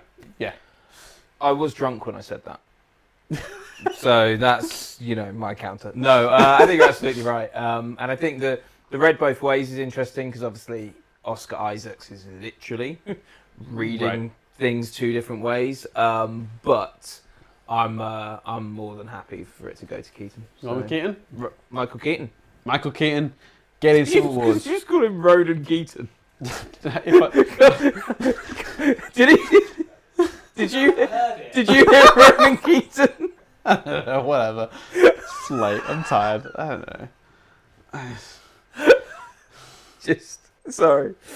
Do I look like the defeated man that I am? They were like, my brain isn't on, and I really don't know they how were to like, fix that. Sir, could you give your testimony? And he was like, I got something to tell you. Someone did. I think maybe it was it Bianca? We got Imagine Dragons D's nuts. Or Imagine Dragon D's nuts, which is good. But also, I think we had a comment about Michael Keaton for his phenomenal role in Morbius 2022. Which was, of course, brilliant. Okay, so the next award is the Best Individual Episode Award. And this is an interesting one. Previous winners have included Cucumber Episode 6, Late Show, Tommy's House, Black Mirror, Shut Up and Dance, Mr. Robot Episode 5 of whatever season that was, BoJack Horseman, Free Churro, Watchmen, The Extraordinary Being, and Calls Episode 1. And this year, Chris has nominated Squid Game, Season 1, Episode 6. What was that called? I can never... Can you pronounce? Well, it's clear that you can't pronounce it, Dan, because you've nominated the same episode, except you've put Squid Games, That Fucking Marbles episode. So it's very clear. It's very clear. Is that what's on the lower third? Because I really didn't. I'm going to put the lower third up, but I've got different things from you guys. I've both got Squid Game, but as different titles. Oh. Okay. Go put on, them up and let's see. Put them up and let's see. We'll see if it's because I couldn't. I couldn't. Yeah, it's the same episode. So I couldn't remember the episode title, so I've written That Fucking Marbles one, and Chris has named the episode. If you needed more evidence of how tired I am, I didn't even bother to just take 2 seconds to Google it. Yeah, would have saved everyone. Well, that'll do. But you could pronounce. I think it's wrong in. Maybe if I pronounce it the right way, I think it'll be fine. So Dan has nominated Squid Games. That fucking Marbles episode, because that fucking Marbles episode. Yeah, I mean, wow. So it's another one that's sadly where we've nominated the same thing, but I'm not sad about that because it's the deserving. I can't think of a show this year where one episode was the one everyone would go back to. Like, Squid Game, obviously, big phenomenon. Lots of people watched it. Lots of casual workplace chat about Squid Games. I keep calling it Squid Games, don't I? Squid Game, sorry. Yeah, sorry. And lots of just workplace chatter about it. And every single conversation was like, you seen Squid Game yet? Yeah. That marble one. That fucking marble episode. And I think the dramatic tension of that episode, what a brilliant way to do an episode of television, would just give it the most simple premise of all time, but just make it the most dramatic piece of television of the year. Like, or certainly one of the top ones. I mean, it was incredible, right? Like they used the same thing. Like, obviously, we're trying to avoid spoilers, but failing to do. They told like 6 different stories with the same. There is one flaw. Sorry, there is one flaw to the episode because I've watched recently.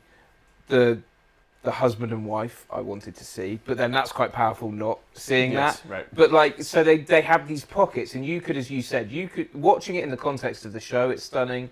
Watching it out of context, someone would still feel the tension, feel the weight, and the way they didn't.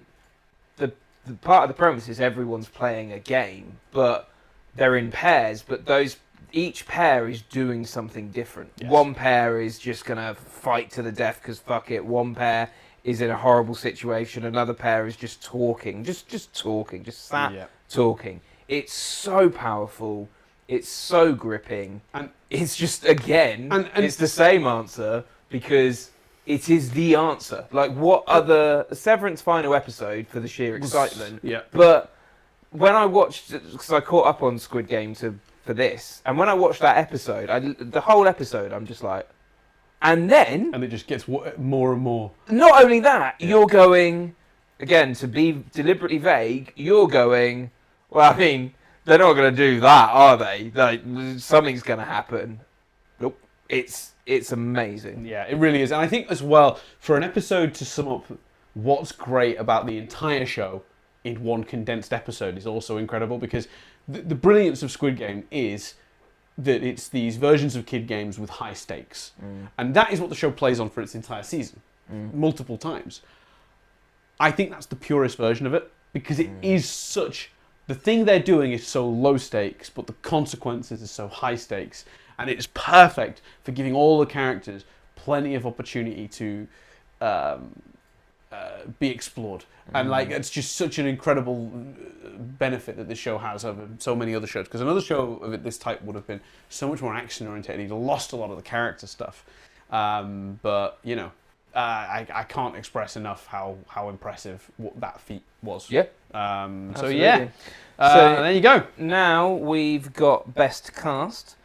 So before we get to that very quickly, we had a comment about putting up a card for the previous winners. The cards are no comments on the cards, guys. Poor Connor has busted his ass to make those happen. But also, it wouldn't have fit on the screen.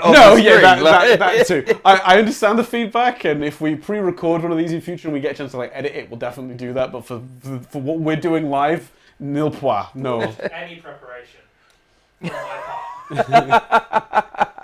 Yeah, but you've been a very busy man. Yeah. So best cast. So previous winners have included Game of Thrones, Brooklyn Nine-Nine, Empire, You, Me and the Apocalypse, This Is Us, A Very English Scandal, The Crown, and It's a Sin.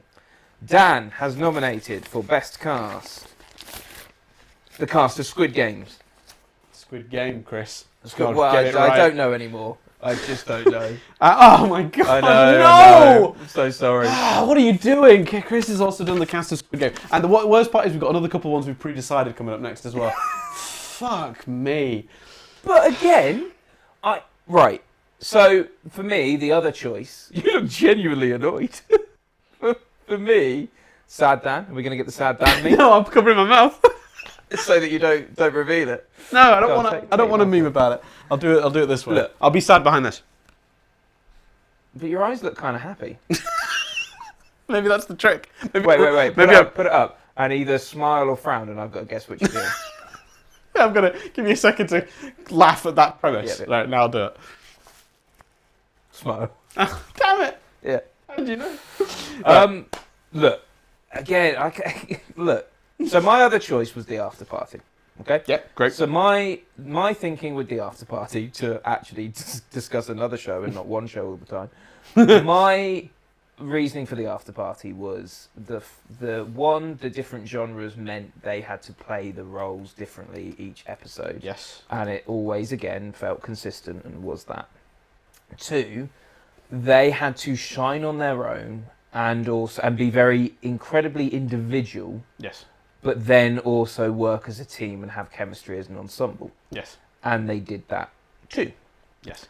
And so I'm thinking the after party. I catch up on Squid Games. The after party, I stand by all of that, and it's amazing.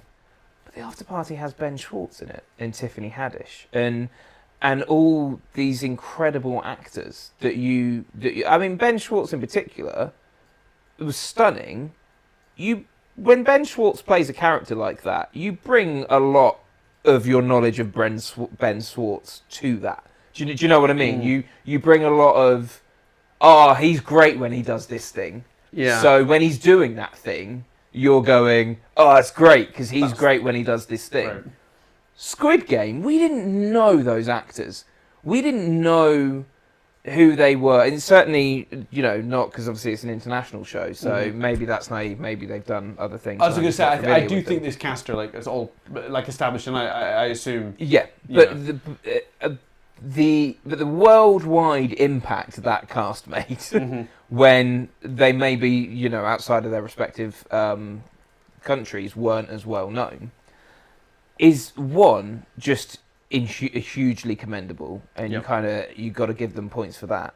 But 2, I mean, this is an heightened crazy situation these characters are in, and some of them are reacting one way, some are reacting another, and to make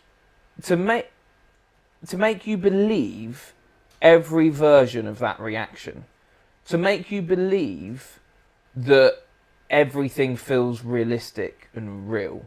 All of them, every single member of that cast was at the top of their game, doing what they would much like Imagine Dragons. They're doing what they do really well. I think Connor actually is about to snap, so I'm going to move on from that. But you know what I mean? They all made you believe that situation, despite the fact they had to react in different ways. And the sell of the show is, really in a way a high concept premise.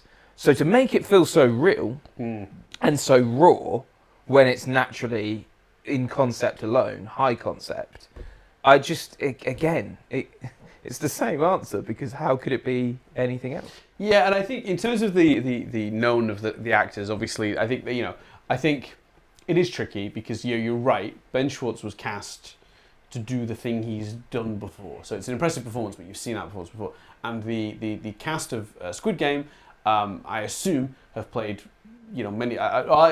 Several of them I know for sure, but not all. I don't know if all of them are. Some of them might have been unknowns, but most of them, or at least a percentage of them, were known actors who've done other stuff in Korea. So it's hard for me to think that in Korea they were doing. Maybe they are all doing the thing. So maybe they did have an advantage, just by being fresh to us. There is an advantage to that. There's an element of discovery to that.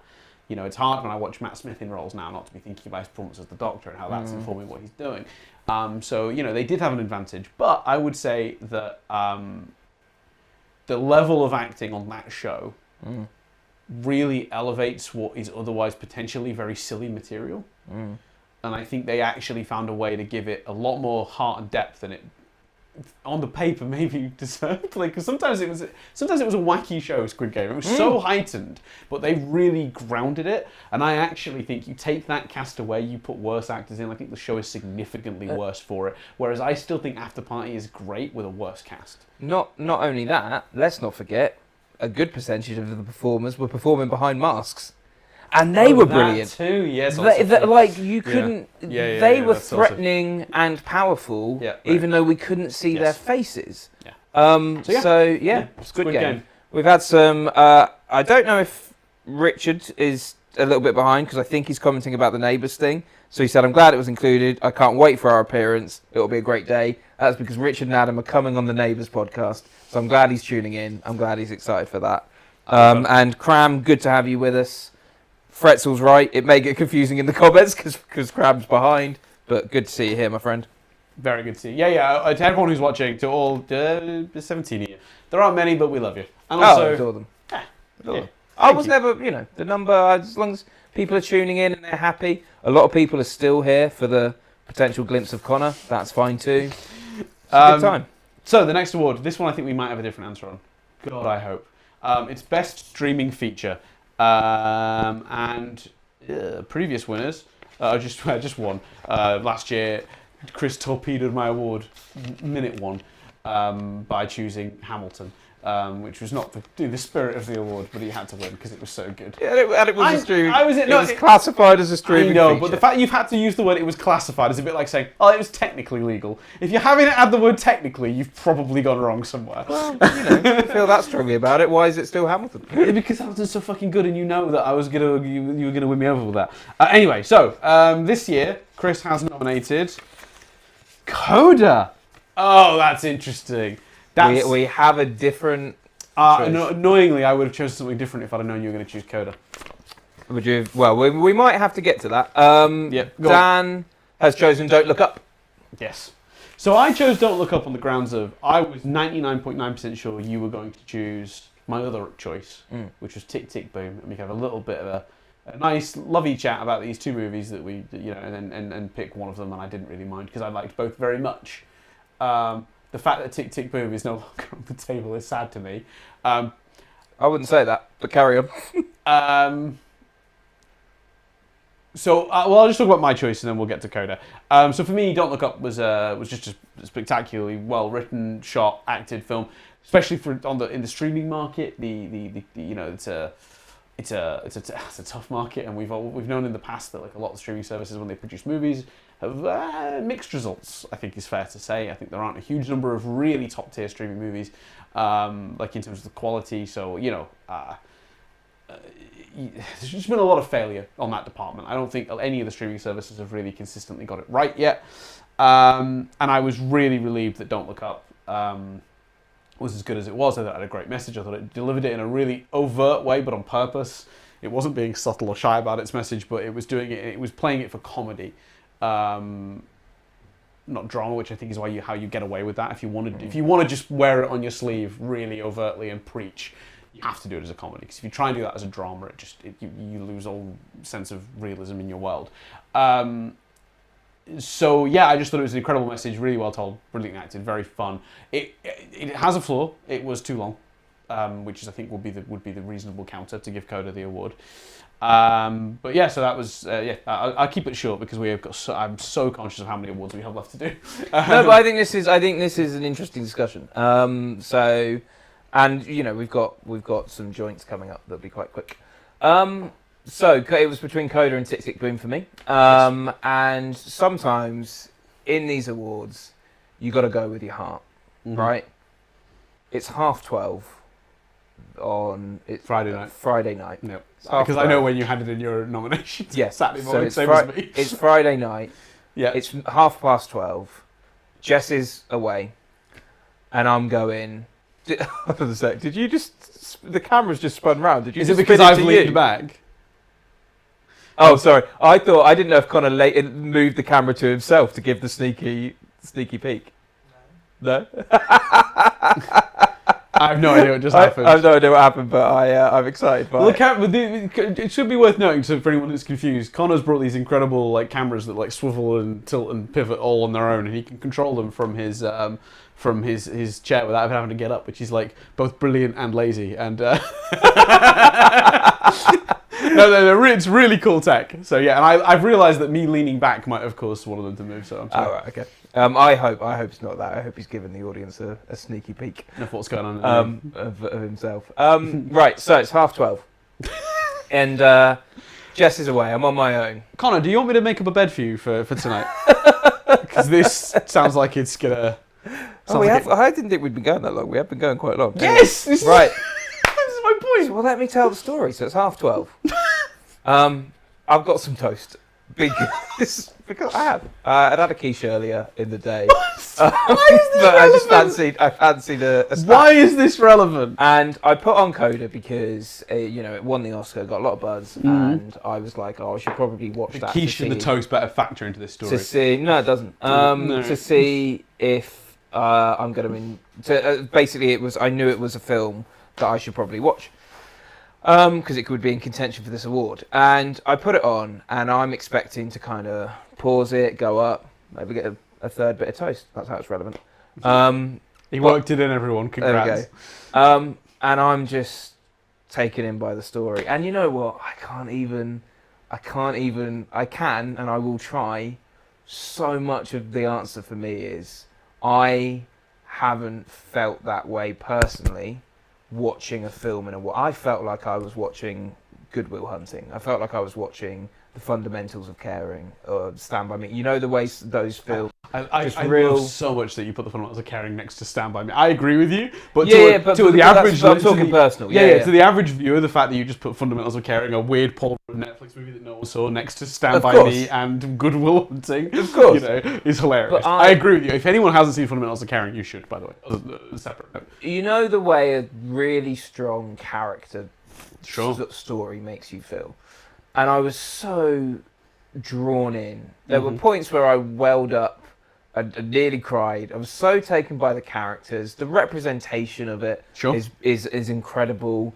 The exposure and the fact that whilst there are certain elements they touch on, in terms of the representation, that story is not going, this is how hard it is to be deaf. That story is going, these are the problems this deaf family have. And they're not even necessarily because of the fact that some of them are deaf. It's not about that. It's about the specific stories and challenges that this family has. And that's representation done right. When it's just, this isn't necessarily the story, or like it is part of the story.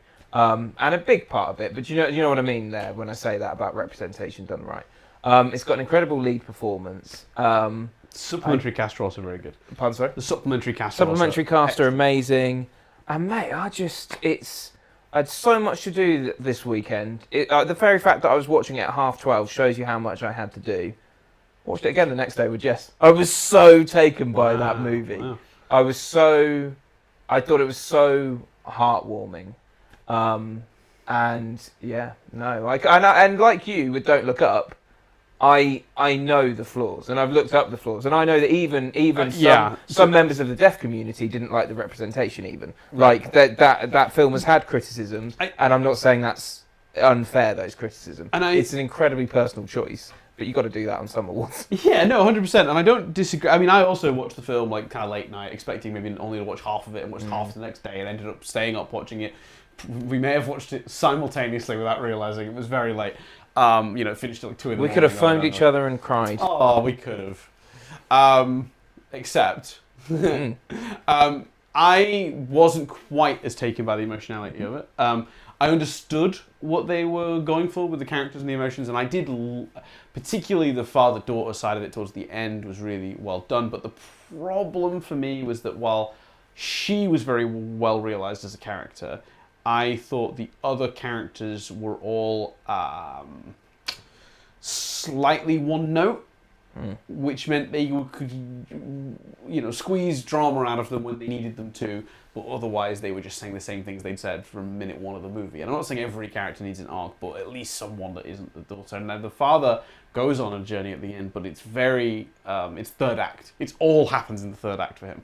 It's literally, he's one note, third act, all this change. And I also particularly struggled with the structure of it, in terms of the way the plotting worked, because towards the end of the movie, several of the problems that were driving the character drama. Let me just say, the thing I loved about the movie, first, actually, because the real thing that kind of made it not in contention for this award for me happens towards the end. What I loved about the movie was that the situation was driving the character story. We've got a character and I don't want to give it away if anyone hasn't seen Coda, you absolutely should. You've got a character that wants to do this one thing, but the physical circumstances mean they really should be doing this other thing. It's not what they want to do, but it's probably the right thing to do, right, for their family, right? The situation at the end, not addressed. She just chooses something. I'm not going to say what she chooses, but the other thing and all the issues that were actually driving the choices and forcing her hand, apparently just not an issue, which takes away from so much of the worthwhile drama from the first act of the movie for me, the second act. Because I just think, well, then why was this ever a problem ever? You know, it's clear there was a way around it because you found one, just apparently, like, just tick, like, problem solved. And I think, you know, when half of the movie's enjoyment for me, because I wasn't as into all of the characters. I think they're all good characters, they just weren't very well... There wasn't a lot going on beyond the initial reveal of what they are, if that makes sense, what their relevance is to her. By the time you get to that ending, and it, like, even the drama, which is the one thing that I was really enjoying, just turned out to be a bit of a wet fart. I was like, ah, what a shame. So I totally feel it, and the emotional stuff, particularly her and her dad, there's some scenes in the third act that actually blew my mind. So it's weird because in the third act we finally get the character stuff I wanted, but it's a little too late. But it also breaks the stuff I was enjoying from the first two acts. So I just think the script lets this film down, I think, for me. And I think a lot of the dad stuff is there, but it's so subtle that I think, you know, it's fair to say it's almost not there early on, especially, but less so with the daughter plot, more so with the challenges of the other option. I think that stuff is there. And I think it's interesting because... equally, I think with Don't Look Up, as you said in the review, which I listened to bits of, there's obviously the length. It can be incredibly overstuffed. There's a section in the middle that could literally come clean out and it would not change the movie at all. 100% agree. Structural issues there, and as I think it was you that made the point in the review, the third act, whilst it's a comedy, they build and build and build, and the circumstances get more ridiculous. That you could understand someone going, 100%. This is off the chart here. And I think, and I don't want to repeat the discussion in the review, but there is an incredibly interesting discussion with that film about how effectively it made its point and whether it's preaching to the converted, all of that stuff. This is where we get the struggle, because I think both films have flaws. I don't think it's a struggle. I think, the answer is obvious. We've already said it. Tick, tick, boom. Completely split, because you wouldn't be happy with it going to Coda. No. I wouldn't be happy with it going to Don't Look Up. We would both be happy with it going tick, tick, boom. Like you, in my head, knowing these are the three contenders for this film, when I'm thinking about going with my heart and going with Coda, sorry, I think I might have covered the mic there, going with my heart and going with Coda, I'm going, I hope he's put tick, tick, boom, because if it's tick, tick, boom, I'm not going to care. I am going to care if it's Don't Look Up. And I did the exact same. And you've done the same in reverse I thought with Coda. you were going to do Tick Tick Boom, so I could give the representation to Don't Look Up, and when we have different answers, and we've tried to overthink this one, and we've ended up screwing over the more deserving movie. Because I think it's much harder to poke holes in Tick Tick Boom, but I think you have an affection for Adam McKay, and I have an affection, and obviously we've explained why our choices are about more than this. I have a leaning towards films that make me feel that way. Schmaltzy films. Yes. And another criticism. Bitter schmaltz. Another criticism of Coda is there's a particularly schmaltzy storyline that I think needs to be there to represent fully what a character could gain from something. But I completely understand someone going, you could take out that character and subplot. I think we've both gone with our heart, but we have the same second choice, and that second choice is arguably flawless. Because if you'd have picked Tick Tick Boom, I wouldn't have had an argument against it the way I did against Coda. And same with you. If you'd have picked Tick Tick Boom, I wouldn't have had an argument against it. So are we about to go off piece and give it to a film neither of us nominated? Yeah, I think so. But we should also compliment Tick Tick Boom. We should. So the music is incredible. It's irritatingly catchy. Yes. At its heart, it has a central performance from Andrew Garfield that is truly spectacular, but equally all the members of the ensemble are also brilliant. We've both picked structural holes in Don't Look Up and Coda. The structure of Tick Tick Boom and the way it tells that narrative is incredible. And technically structured and written by the guy, because he did that stage show. A dead person structured that movie. That's an insane thing to think about. Like he wrote his own story, and he got to tell his own story, and that's the thing. And the small amount of the hands-off approach that they took with this movie. That's his story as told by him. No compromises. That's what we're going to put on screen. Because he wouldn't want it any other way. But the idea that someone got to write their own sort of Bohemian Rhapsody biopic by accident, and then tragic early death is just incredible. And the way it works out in the film is just marvelous. Even the changes they made, putting in, for example, more songs from the previous musical, work spectacularly. And again, you get that heartwarming feeling, and it's things like there is a subplot that deals with a huge issue. You could make a film out of just that. Yeah. But even though they don't make the film out of just that, that is still just as powerful as anything else in the movie. So I think, just to tag on, sorry, I don't mean to layer on more compliments, but also the way it's shot and edited. The editing, particularly in that film, as it's jumping between the different things, is also stunning as well. The movie has such an energy to it. The way it vibrantly just leaps from moment to moment, not really worrying too much about you keeping up, which I think a lot of biopics struggle with, really weird pacing, because it's they want to jump you forward in time, but they don't want to do it too fast because they don't want to stress you out or something. I don't know. There's a weird structure thing. So I think they did that amazingly as well. So I guess we're deciding that best streaming feature is going to Tick Tick Boom. Tick Tick Boom. Neither of us nominated. Yeah, but I think that is the right decision. I'm going to do the next award, Chris, because I don't trust you to pronounce the name of the pick. Yeah, fair enough. So we got a couple of awards here that we pre-decided. For what it's worth, he actually spelled it wrong in his document as well. Incredible. So for those that couldn't hear that, I spelt it wrong as well. He spelt it wrong in the document that he sent to Connor for the lower thirds. Brilliant. This award is Best Animated Feature, and we pre-decided this one this year on the grounds of, again, we both were pretty confident we knew what we were picking. It was between two, so I'll very briefly mention the other one as well. We did talk a lot about Turning Red, but in the end we went with Encanto. I think that's just a very personal choice. I think anyone who feels Turning Red is better than Encanto, and vice versa. 100%. I agree with you, sort of. I think they're dealing with very different issues, and I think it really just comes down to personal connection, which issue hits you personally, and the stuff about family in Encanto, particularly the story of the pressure those families, those people put on you, and the way that was told was just so beautifully done. But it was told in several different ways, because we had one core character, but then a whole cast of people who were in the same situation as that character, but we got to see different variants of it. Plus, big adventure movie where we never leave one house is kind of genius, because it felt like it had all this scale. The music was incredible. It was funny. The visuals were stunning. I mean, Turning Red also, great music, funny, stunning, awesome message. Really charming characters. Both movies are incredible. I don't know what to say. We went with Encanto, but I feel like you could have flipped a coin and had a different answer. Yeah. So when I watched Encanto, it's 10:30 and I'm eating some toast. And no, I'm joking. So completely agree. It's brilliant. The fact that it doesn't leave the house, the fact that it's such a simple story, the fact that it's not got kind of an animal that talks and they go on this wild adventure. It's so simple. It's fantastic.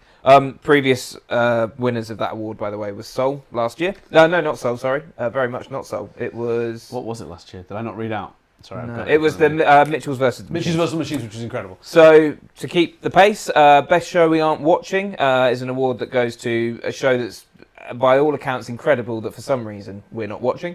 Previous winners, The Leftovers, The Americans, The Terror, When They See Us, and Small Axe. So another thing about this award is whatever wins, we then review on the podcast on within the next couple of episodes. Yep. So there were two choices again this year. So Euphoria and Derry Girls.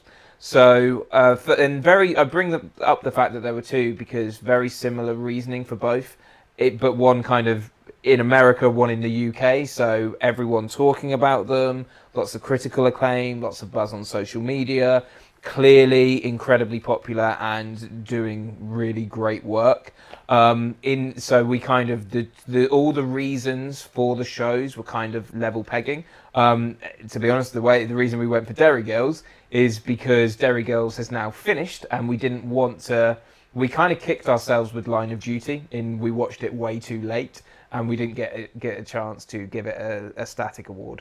Because Derry Girl was finishing, so almost on a technicality, but I think those were basically the two right choices. We sort of settled on the idea that like this is our last year to give this award to Derry Girls because it just finished. Whereas Euphoria is getting a season 3. Yeah, we could choose this. Which next. we're saying now we're not going to watch. No, we might do. we might might watch them both, and then it's not in contention next year. But it might be in contention just for the other other awards, awards because we'll have watched it. But yeah, this was our last chance to give Derry Girls something. Especially in the UK, Derry Girls is the show that is talked about the most, I think, in the UK. That isn't, a soap or reality show, etc. And even as this last season's come out, it feels like every time an episode of Derry Girls airs, people are talking about it. So, Derry Girls is best show we aren't watching. Yes. We'll get through these next two quite quickly. Basically, we're Philistines, and we only added Best Documentary a couple of years ago. Previous winners, Don't Fuck With Cats and Boys State. This year, despite its length, we're going with the Beatles, Get Back. Never before has something so seemingly on the surface, slow and plodding, been so engaging.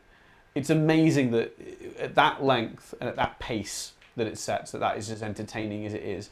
An absolute treasure trove for Beatle fans, but I think there's a lot in there as well for casuals. People who enjoy the Beatles but don't know a huge amount about them or haven't watched a lot of the background stuff. And then that's not even touching the technology. I don't know if you've ever seen any of how that footage looked before they did the treatment. Holy shit! Well, that's magic. Even technologically speaking, absolutely beautiful. Even constructing a coherent narrative out of that much footage and work, it just for Peter Jackson sitting and watching it all. Yeah, like 80 to 100 hours of footage, or whatever it was. Yeah, and let alone such. You want a documentary to show you something real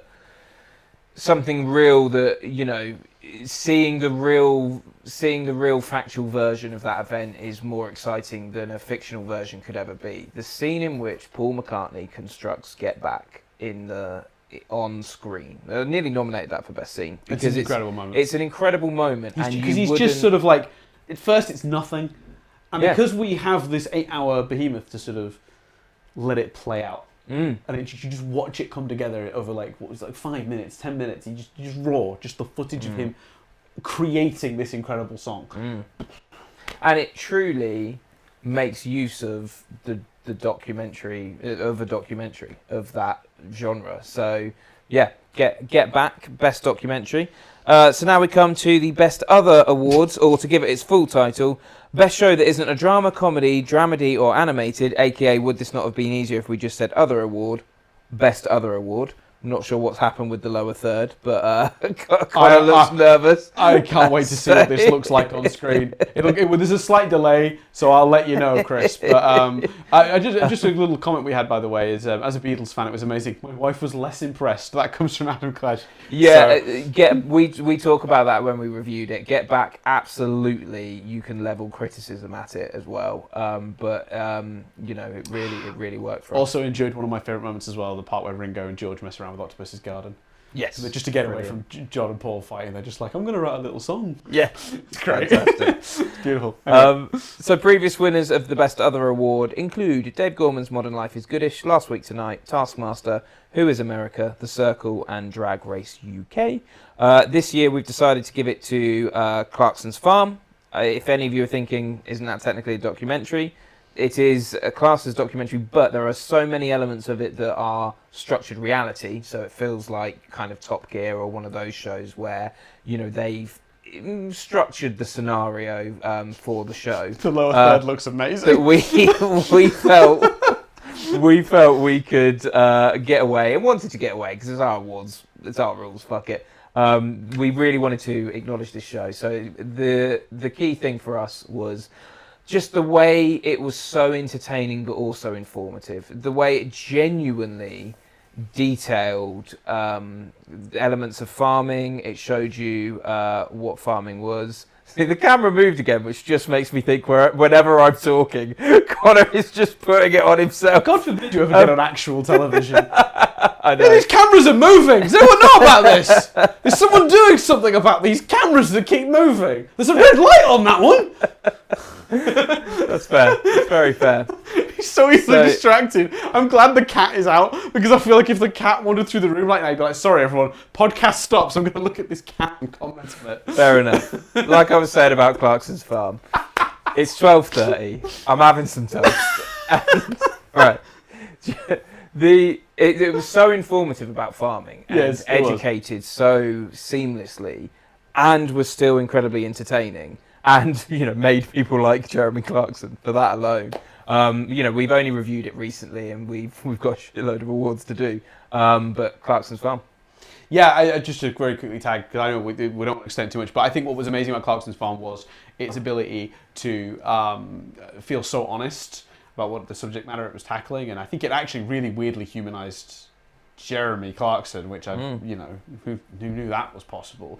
There's a particular sequence where he has to let go of some sheep that he's raised himself, and it's genuinely quite touching. Yeah, absolutely. Surprisingly so. I did not expect that from Clarkson. I honestly thought when we sat down to watch it, or when I sat down to watch it, so Nandy didn't watch that with me, I was honestly expecting him on a farm blowing things up. Yeah. Today I'm going to make a field by blowing up this field, and I blowed it up, and now it's a field. That's genuinely what I thought we were getting into. But it was actually this really brilliant piece of almost like journalism. Look at the plight of the farmer. Yeah. And now I care about what a combine harvester is. I never thought I'd say that sentence. That's an amazing piece of technology, and getting me to give a shit about what a combine harvester is and how it works, that is impressive. Two things. One, I love that the last two awards have given you excuses to bring out your best impressions. Your impression of John Lennon and your impression of Jeremy Clarkson then were spectacular. Thank you. And two, I loved, so Latty has said, I love how it's all been strictly professional production and Chris is obsessed with the idea that he's going nuts. And Pretzel put, there's a sniper that's about to shoot the camera. So yes, apologies. I will stop doing that. The next award is the Better Half Award. Previously, I don't know if so. Here's the question, Dan. Mm-hmm. Is Nadia still watching? Can we see some evidence that Nadia is still watching? And if I look at my phone, can we see some evidence that Jess is still watching? Nadia's definitely not still watching. To hear us fight out these awards. Jess certainly was watching.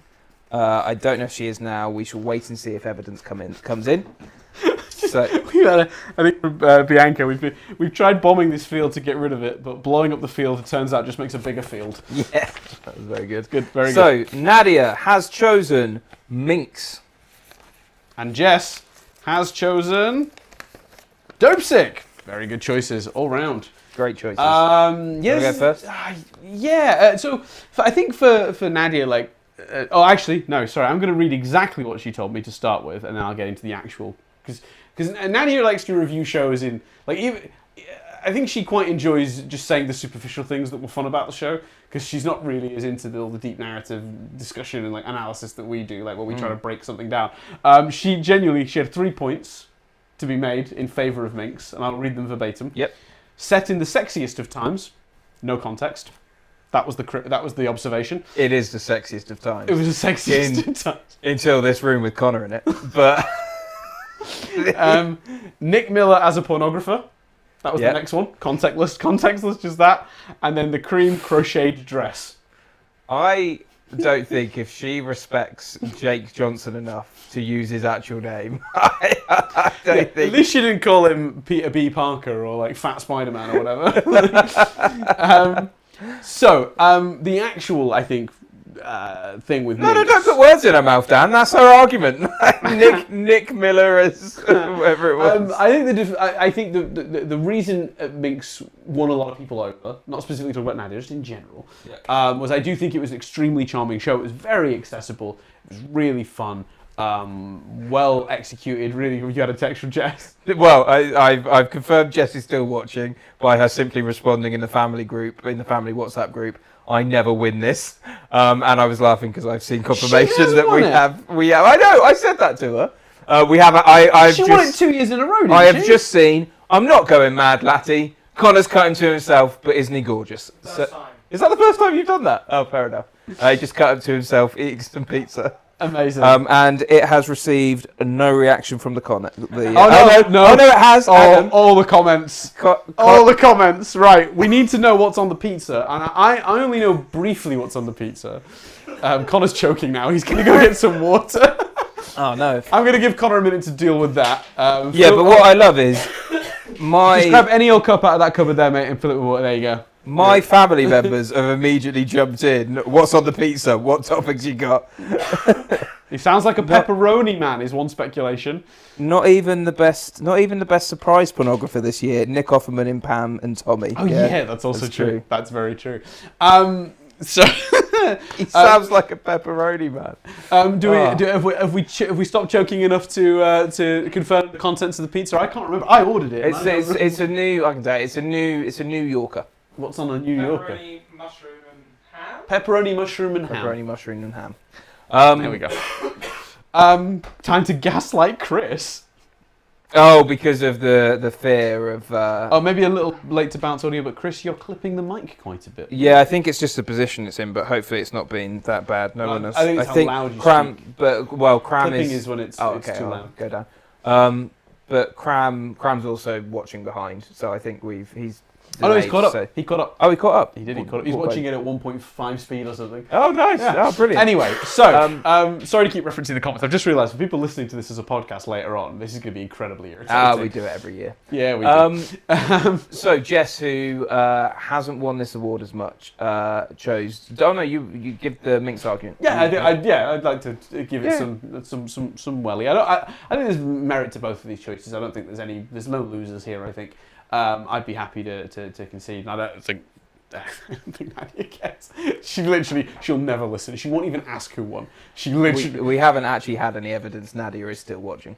She's not. I guarantee you. She turned it on at the beginning, commented on the gold envelopes to be supportive, and she's off. She's doing whatever she's doing. Can I throw my cap into the ring?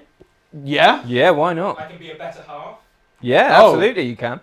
Ozark. So Connor is saying Ozark as the better half award. There we go. So we have 3 shows to discuss. Three now. shows. I haven't seen Ozark, so I'm about as able to defend that as anything, I suppose. Let's see if the comments agree on the choice of Ozark.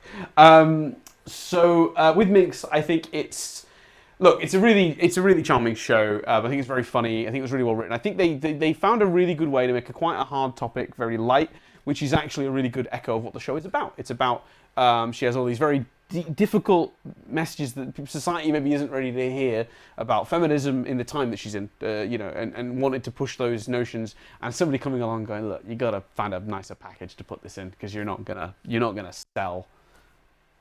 sell people on this really hard stuff because it's just going to come across as preachy or boring or whatever.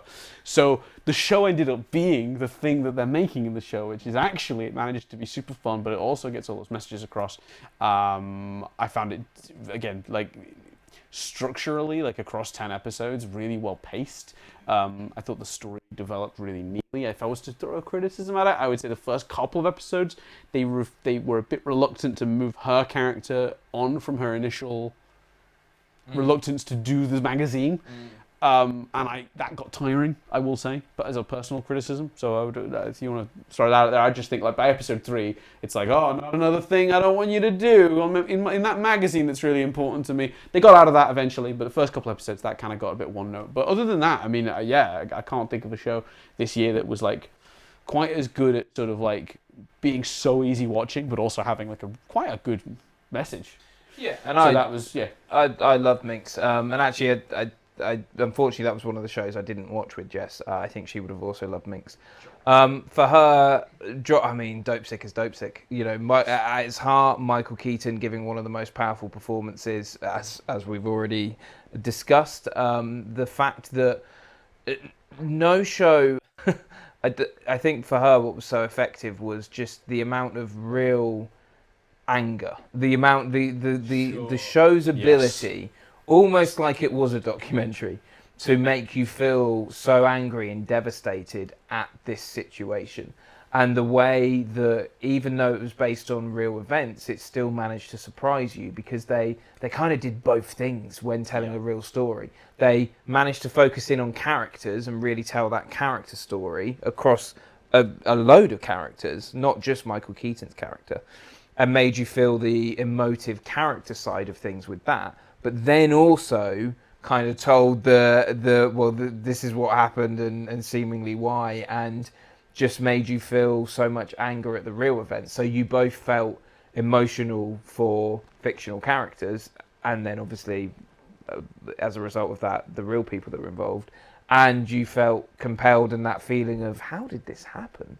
And it was just so well constructed, beautifully written, brilliantly acted. One of the best shows. And I think it's really difficult because I think when we first did this award, it kind of was about. It was a lot of shows we hadn't seen. It was a lot of shows we hadn't seen. We've both seen and liked both of these shows. It was an opportunity to give the award to a show that wouldn't get acknowledged in any other categories. And which in more kind of make you go like, oh well, Minx then. Which makes you go Minx. But in recent years, it has also become, well, they've picked their shows. Which of these two choices is the strongest show? Yeah. Which makes you go Dopesick. Dopesick is the strongest show out of these two shows. Yeah, I think it's Dopesick. I mean, I think I might have already written it down. But okay. Well, we're not giving Ozark a chance. Oh yeah, we got to talk about. Oh, it's true. How do I defend a show I've never watched? That's the other problem. I got nothing to. Ozark. Well, we love Jason Bateman. He's in it, right? He is in it. He is in it. And I like how this year was its final season and it got a good conclusion. It's fairly satisfying. Fairly satisfying. There we go. That's a strong review. He fairly fought it satisfying. well. Fairly satisfying. Watch this, Dan, we will. I tell you what, we won't give it the award, but we will review Ozark, and I will send you a link to that episode, and you can choose to or not choose to listen. So we're gonna review Ozark when we do Dairy Girls. When we do Dairy Girls, and we'll give it to Dopesick. Yeah, I think it's Dopesick. And just to clarify what my thinking is, I think the two shows are both very good at doing what they're doing, so it's very much much like Imagine Dragons. I just looked over for a little reaction and then back to what I'm doing. I think they're hard to compare because they're both doing something very different, very well. So you can't really compare the sort of drama of Dopesick with the comedy of Minx. It's just not. One doesn't go into the other. But as I said, I don't think Minx is a perfect show. There were some things I went, yeah, just like the small criticism of like how they made her character a bit one note for the first couple of episodes and then changed it. Tiny little things like that add up, and there was a handful of those across the season. So it wasn't a perfect show. It was very close. Really thoroughly enjoyed it, but Dopesick was basically flawless. So I think it goes to Dopesick. Cool. We got Next 6 awards and a song. Is a brand new award for best superhero show. So we've never done this award before. We've never given it out before. And we have Danny Frederick Dooland nominating Peacemaker. I've opened the wrong envelope. Because that is not a superhero show. You opened the last envelope. Amazing. I knew what that one was anyway, so that's not a spoiler, thankfully. Chris has nominated Moon Knight. We have different awards again. Woo! Different choices! Yay! At the point where we want to speed things up, we've got different choices. Yeah, no, I honestly, for me, I'm not even sure this is close because I think Moon Knight, as good as it was, really missed its potential. I think Moon Knight had the potential to be this absolutely insane character study that also had a backdrop of the Marvel stuff. And I think in the end, the actual character study stuff was unfortunately a little shallow. A lot of great performances and a lot of really good visuals, action scenes, and even the opening couple of episodes are some of the best example I've ever seen of that plot where there's something supernatural or unreal happening and you, the audience, have to figure it out. Severance also did it. If you don't know what Severance is going into the first episode, it's going to blow your freaking mind, because you're just like, what is going on? I don't understand. And Moon Knight did that too. And the first couple of episodes are some of the best superhero content on TV this year. The problem is I don't think they actually delivered on the promise and the potential as well as they could have done for me. in terms of the character study element of it. It all was a bit superficial in the end. Oh, there's trauma in your past, so you're split. And and I think that's a real shame. I think there was a lot of potential to do something a lot deeper. I think WandaVision managed to go a lot deeper on Wanda's character than this show went on Moon Knight's, and that's not great. Because I think WandaVision could have even gone a step beyond what it did. And as a person who's all about character and investing me in the thing, once we got to the ending and it's like lasers and wings and giant things fighting and a sky beam coming out of a pyramid or whatever, like, I don't know, whatever, cool. So that's my against for Moon Knight. My plus, obviously, is Peacemaker was one of the most perfectly executed shows of the year. I mean, it was like James Gunn looked across a field and went, right, that exact blade of grass there, and then he threw a coin at it and hit it exactly where he wanted to. It was such a, whether you liked it or not, he executed exactly what he was trying to execute with perfection. Whereas I think Moon Knight, the goal and what they achieved are different. I think there's a gap there. I could talk more about what's great about Peacemaker, but I'm curious to get your counter thoughts to Moon Knight. Chris is giving a funny look to the screen. Well, that's because Richard, who I know in real life and love and adore him, has put off topic. But have you guys ever reviewed Severance? Which makes me think Richard's not been tuning in for the entire statics. Unless he's asking, unless he's saying if we ever reviewed it. Oh, but we've nominated it for a bunch of awards. But maybe we haven't actually. Yes, reviewed the we show. have reviewed the show. I'll dig out the episode and let you know, Rich. So Daniel's put, I felt like I need to watch Moonlight another 4 or 5 times in order to understand it properly. Listen, I forgot about Peacemaker when I chose Moonlight. I'll be honest, I'll just be completely... Can I go a little bit behind the curtain on this one? Go for listeners. it, So just for listeners, we cheat sometimes.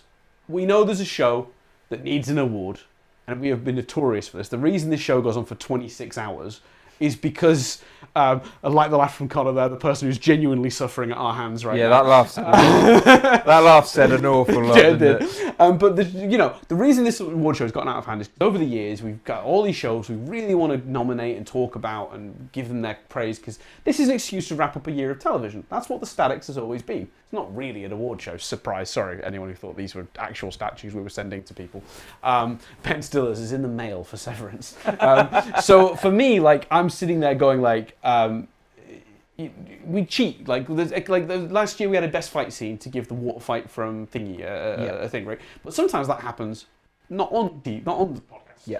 So Chris texts me a couple days ago and goes, you know how we sometimes invent awards to make sure shows get their praise? And I'm looking at best dramedy. Was it best dramedy? Yeah, miniseries was... No, I didn't count it as miniseries because it's going to right. get a second series, and they kind of said that pretty early. Yeah. So I had it as best dramedy with After Party, Mm-hmm. and I really wanted to give it After Party, but I also really wanted to give it to Peacemaker. And when Chris goes, you know, we sometimes cheat to give a show an award, and I think, oh, I hope he's going to say what I think he's going to say, and he's like, let's do best superhero show, and I went, After Party gets dramedy, Peacemaker gets superhero show. All is right in the world. And then Moon Knight. Yeah, well, and I think so. How did we get here? Because I forgot about Peacemaker.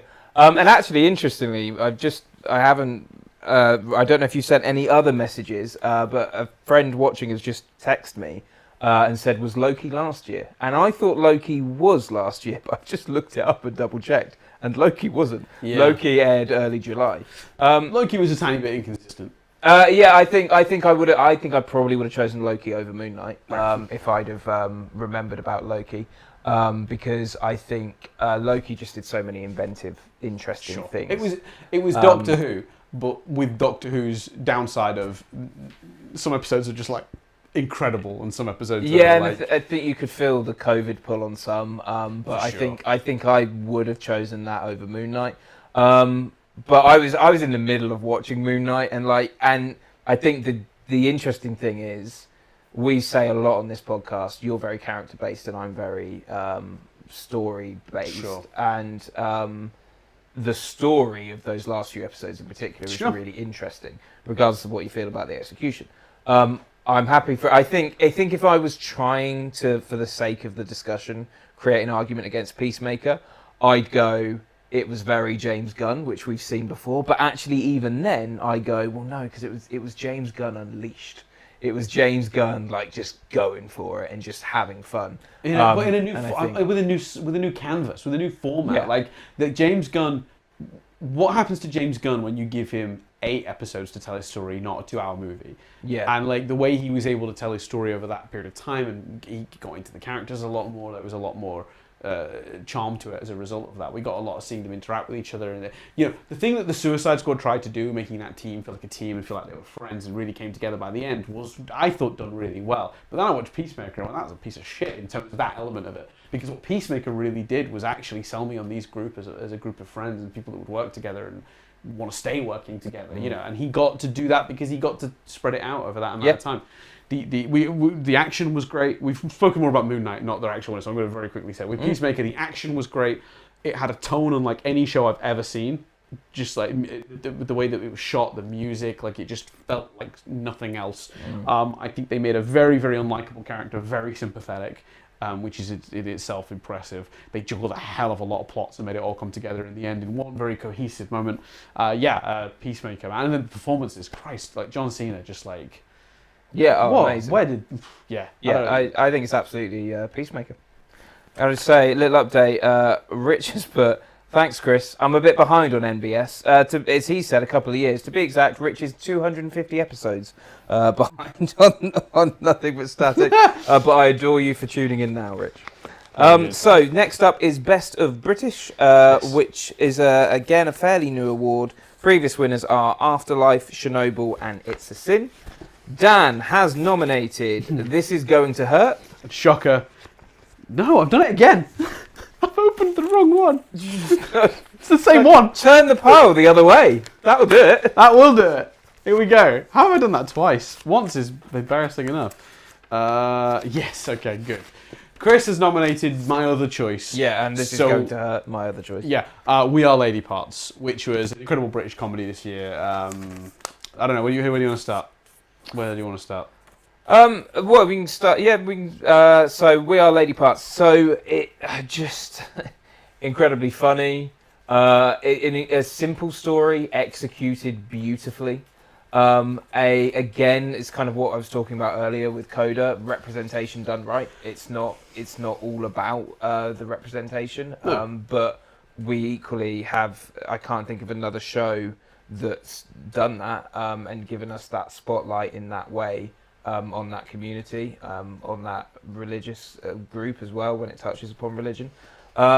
I just thought it was spectacular and really I think the best of modern British storytelling. Diverse, engaging, amusing, and it shouldn't get. I don't mean to interrupt, but gripping immediately. Yeah, I loved We Are Lady Parts at the maximum amount 4 minutes in or something like that. Yeah. It took This Is Gonna Hurt a couple episodes to really win me over and get to its more drag stuff, and that's absolutely fair. I don't think it's a massive kick to This Is Gonna Hurt that it took a few episodes to get going. I think you've got to establish character and tone, especially in something as complex as like a drama like that. But it was amazing how much I loved We Are Lady Parts within minutes. Sorry, I didn't mean to interrupt. No, you're absolutely right. And just I haven't seen a British comedy that has ever felt like that before. And just again, it's that kind of, why has no one done this before? Why has no one done a comedy about people starting a band? And done it seriously and not done, this is Spinal Tap. Just beautifully written, beautifully executed, beautifully acted. Just everything about it, the way they embedded in the songs, the way they and young talent, just kind of in both I believe the writing and the actors as well. I just thought it was fantastic. It's kind of almost a hard one to pin down why it's so good. I just think it's flawless execution, isn't it? That's what those kind of shows are tricky, because it's like a comedy, and it's just doing that really. It's a sitcom that's just an excellent sitcom. It's like top tier, one of the best sitcoms I've seen, not just this year, but like in years. Like it's in terms of British ones particularly, I think it really rose to the top, which makes it so frustrating, because This Is Going to Hurt in any other year, either of these two shows wins cleanly, just not against each other. Something's got to give, and I don't know what the answer is because I think both. Oh, apparently a new version of Java is available, Chris. Sorry, I can't even see my notes now because of that. There we go. It's a tricky one for me because I think This Is Gonna Hurt was one of the best shows of the year, full stop. Not just best of British. It was in contention for more than just Best of British award for me, and may still potentially come up. There's at least one more award I think it's eligible for. So it's tricky because we reviewed it when we talked about how strong the drama was, how great the characters were, how perfect the writing was, and how it all evolved and then devolved. The political message was again subtly lined in about how this country's government treats the NHS. The fact it's all based on real stories. The leading performance from Ben Whishaw. The leading performance, the editing and the way it was shot was very filmic. It felt like a really great indie movie, but also like there were times when they do like almost like small sketches where he was in with one particular patient that was like had an insane story, and that show really did get to have its cake and eat it too. It was everything a good sort of comedy drama should be, and more. And it was, and I will say as well, it kind of a little bit did the Our Flag Is Death thing, where the first couple episodes I'm like, I know what this is. It's a fun little comedy, but the way the stories bled into each other, and then it devolved for the characters, and it got way more dramatic the back end of the show. That was some really, really serious topics, and just did a stunning job of it. So yeah, there's not much like it on television, that's for sure. It is really difficult because I agree, and also again the surprise of that, like Adam Kay, as far as we discussed in the review, as far as I'm aware, hasn't written anything else for television. That is impressive. And it's so, and that shouldn't really be a factor. Just the fact the guy hadn't written anything before, but considering how good it was, yeah, it really is. And the I haven't read the book, but I've seen the live show where he reads extracts from the book and stuff. But this just went so deeper and rawer than anything else. The latest version of Java just didn't deliver what the premise promised. And there's a couple of jokes about that. Late entry for the year's best Java version. I was so annoying. I was like looking at my notes, and then it was just like, "Hey, do you want Java?" No, I don't. Not now. It's so difficult because I think when This Is Going to Hurt was at its best, it was a better show than We Are Lady Parts. Right. The last few episodes, what they did with one plot in particular, absolutely stunning. The difficulty is, as you said, We Are Lady Parts, flawless execution.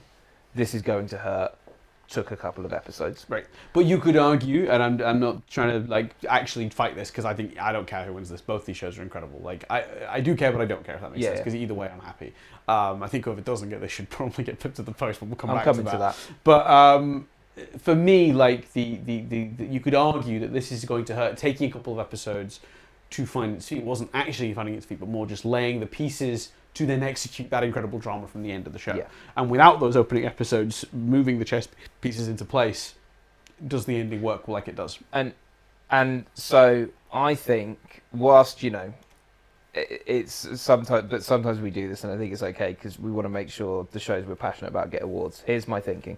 So I'm fairly confident that, well, I know for a fact, even the shows I've got that I think might be different in the awards coming up have already been given stuff. You're right. Whatever doesn't get this is getting pipped to the post, which is an award that we do for the show's names that have come up. So here's the thing. For me, This Is Going to Hurt could have been best cast, could have been best episode for the last episode, could have been best performance for Ben Whishaw, best scene, could have been best scene, could have been most surprising show. I think. Whereas We Are Lady Parts, the real contender was, for me, this award came down to, well, I can't nominate We Are Lady Parts for comedy, and I can't nominate, personally, This Is Going to Hurt for miniseries. I nominated something else for that. And I chose We Are Lady Parts because I could stand This Is Going to Hurt not being nominated for best miniseries more than We Are Lady Parts not being nominated for best comedy. But I think This Is Going to Hurt genuinely could have been a contender for more awards than We Are Lady Parts. Therefore, This Is Going to Hurt is worthy of pick to the post and then We Are Lady Parts gets Best of British. Yeah, the only counter to that, and again, I'm not trying because I'm essentially now I'm arguing against the pick I technically chose, although I think we both feel that both these are worthy. The only counter to that is if a show was that good that it could have been nominated for 1,000,001 things, then it should get this award. Yeah, that's the tricky thing. I think I'm happy to do it that way. Throw it either way. I'm happy to do it that way though. I'm happy to say now that potentially preemptively we'll see what comes up, but like. Pencil in, this is going to hurt as Pip to the Post, and give this Best of British to We Are Lady Parts. Cool. There it is. There we go. Took us a while, but we got there. Let's hope, or not hope, or whatever the answer is, that the next awards are all agreed on, so we can get through them quickly, and poor Connor can actually sleep in his bed tonight. You are aware this is normally a 24-hour thing, yeah? He did bring a sleeping bag. He's not. He brought a sleeping bag. So, best miniseries. Yes. I think you did did you do the last one? I think I did, yeah. Okay, so I'll do this one. So, best miniseries, previous winners of this are Watchmen, who we probably created the award for, I assume. So we did, so it didn't get screwed over. The Watchmen and The Mandalorian. Yeah. And then The Queen's Gambit last year, which is a very deserving winner. This year, Chris has nominated, this will be a quick one, Dope Sick. Dan has nominated Dope Sick. Yes. And this was the award that I thought we maybe went differently. So. Was it really? Yeah, but mainly because of this is going to hurt. Yeah. No, This Is Going to Hurt was my other choice. I did also think about Time.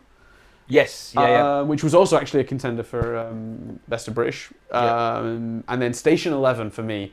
I don't think I could have quite justified making that my pick, but it was definitely one I thought about when I thought about Best Miniseries this year. I thought Station 11 was wonderful. We've already talked a lot about Dope Sick. Amazing. It's an incredible show. Watch it. Disney Plus. Watch it if you haven't watched it. Connor, stop watching repeats of Ozark. Go watch Dope Sick. Yeah. I would think we'd be repeating the point. Yeah, really powerful show about a real world topic. Very well executed. Lots of moving around in time in a way that doesn't make you feel confused or stressed out. Like I don't know, it's a really well executed drama that will make you feel actually ill. That's the world we live in. You'll feel physically ill. So yeah, should we move on to the next one? Yep. Apparently, Hannah's just asked if you're going to be done by the time Love Island starts. If Love Island is 9, probably not. If Love Island's 10, yeah, we're going to be done by 10. If Love Island's 9:30, I think we'll be done as well. Yeah. We've got a couple of awards left and a quick song. The song is 1.5 minutes, so we can get out of here. So there you go. So, last Best Animated 3 awards. We need to explain. Oh, we do need to explain. Sorry. So, for those of you who are here because you've listened to us discuss animated shows, so you found us through Steven University, our podcast about Steven Universe, or Analyzing Avatar, our podcast about Avatar The Last Airbender, you'll be probably excited that there's a Best Animated category that we do, where we talk about the best animated thing of the year. Unfortunately, this year, when we looked at it, we realised that while we had nominations for Best New Animated Show, because we watched a bunch of new animated shows because the podcast forces us to, all the returning shows we didn't find time for this year. I'm trying to remember what they are now. So Undone, Love, Death and Robots, Kid Cosmic, and Owl House. Owl House, yeah. So a lot of the big returning animated shows this year we're not up to date on. I'm only up to wherever Disney Plus is up to on Owl House, which in the UK is half a season behind, I think. Undone, we just haven't physically. It's only come out a few weeks back, and we've just not had time yet. So what we've decided to do, this is a bold choice, but we're actually going to temporarily suspend the award for a couple of weeks. We're going to come back with an episode of Nothing But Static where we review Love, Death and Robots, Undone, Kid Cosmic, and Owl House, and then pick from amongst those our best animated show for the year. So look forward to a very animation-based episode of Nothing But Static down the line. And apologies that we didn't feel comfortable just picking something out of our backsides without having watched the shows, and we just didn't find time this year. Knowing how much the Discord community in particular have enjoyed the Owl House, I felt really bad at the notion of going into this award having not seen Owl House. For people in the comments that are saying Arcane, because that was a new animation, that's why it got that award.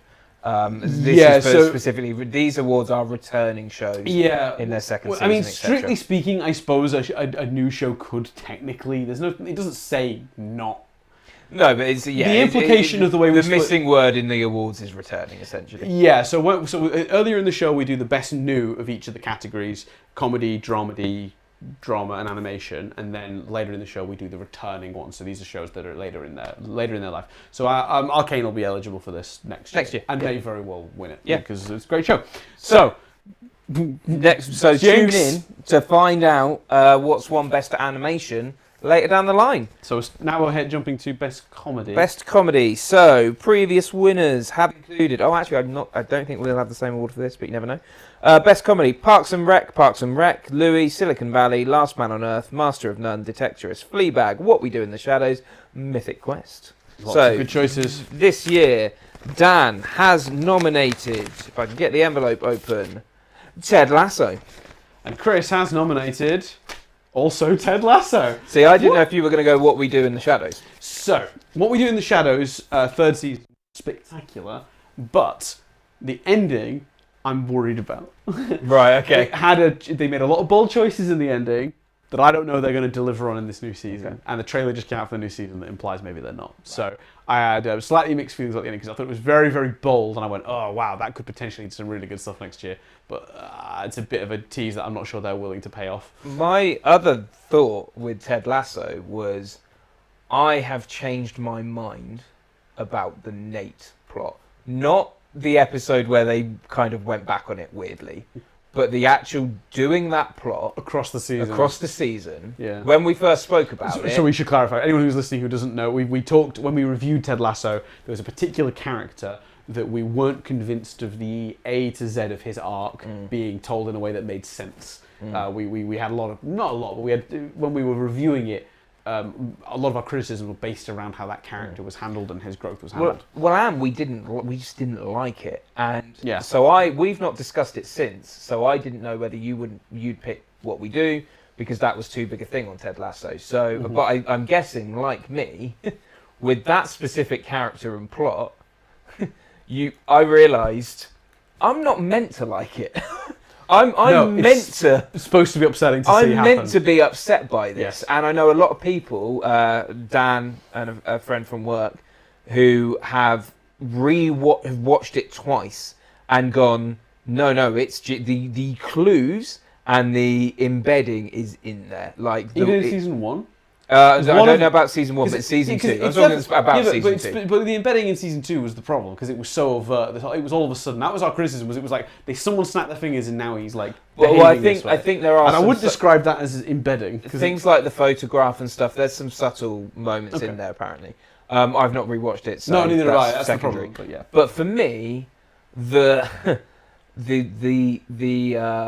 two bonus episodes, the Christmas episode and the Coach Beard episode, the fact that people were writing so much about the Nate storyline, and like how brave is that to take a comedy, take one of the most beloved characters and do something with that character that's going to affect the audience's view on them.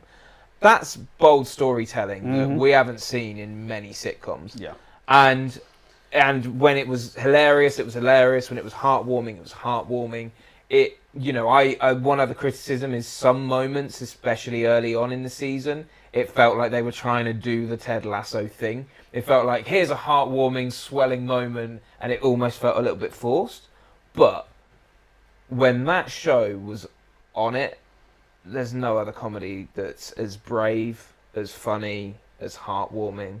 Like, despite those criticisms... Yeah, Ted Lasso is a masterpiece, and in its second season, it is still a masterpiece. And again, it is the obvious choice for a reason. Yeah, I echo all of that. I think it's still one of the best shows on TV. It's still one of the only non-cynical comedies on television. It's full of hope, and it's a show that's got the ethos of that it's good to be nice, and we need that in the world. And I know that sounds simple and like oversimplifying it, but not only is it a really entertaining show, but I think it's one of the most unique things on television still. And its second season was really, really engaging.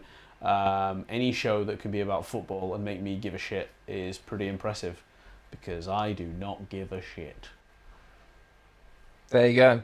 More hot takes from Danny Frederick Doolan. Yeah, we need like a... Best. Next year, I'm going to do like a sting. Every time I have a hot take, I'm going to hit a button. It's going to go... Hot take from Dan! And then just carry on with the... That's what I wanted to do. Connor, are you going to get on that, right? He's nodding. Great. Cool. Connor's never coming back. Nah, it's fair. Best Next year, he's like, guys, you start at 3 o'clock. I'm not starting at 6 again. We're doing it near our way, not here. Oh, that's for sure. I've already told Chris that today. Yeah. I told him that in the car on the way up. We had some technical problems, but it was no one's fault. So that's, and strictly speaking, I think we've only been 2.5 hours, which we said was I think so, goal, and we're nearly at the end. So from 6:30 to 9, that's 2.5. Yeah, 2 hours 36. There you go. 2 hours 36. Which I said it would be between 2. I said between 2 and 2:30, and we are now going over. But and considering it was 4.5 hours last year, consider yourself lucky. That's all I'm saying. And we can do these fairly quickly because best dramedy, previous winners, The Orville, Kidding, Cobra Kai. I suspect we're going to have the same. Dan has Marvelous Mrs. Maisel. Chris has Marvelous Mrs. Maisel. Look, it's one of the best shows on TV. It just is. The characters are charming. The world is amazing. The thought that's gone into the way the story is slowly unfolding in terms of her career is it's weirdly gripping. You get so invested in little victories for this character, but also her family are bonkers in the best way. Like there's an episode in this current season where they all have an argument while on a Ferris wheel, so they're all just like arguing to each other up and down from the different sort of Ferris. That's so simple, but it's absolutely so in keeping with these characters. But like I don't know, it's so sharply written. I mean, I feel like we could sit here all day, and we won't. But like, don't worry. Well, I mean, we have. For this show, we won't, because we've talked about this show a lot, and it's one of our favourite shows. If you're not watching Marvelous Miss Maisel, you either don't have Amazon, which is fair, because fuck Jeff Bezos, but also we literally call our Amazon Prime subscription our Mrs. Maisel subscription in this house, because it's the only thing we really watch on it, and it's very goddamn good. The Boys is back. We'll give that a watch, but I think they also... It's supposed to be quite good this year. I don't know. I haven't seen it yet. Specifically season 4, as well as the great scenes like you mentioned, they executed and did some storylines that if you'd have told me, like even last year, they're going to do this, I'd have gone, are they going to be able to make that work?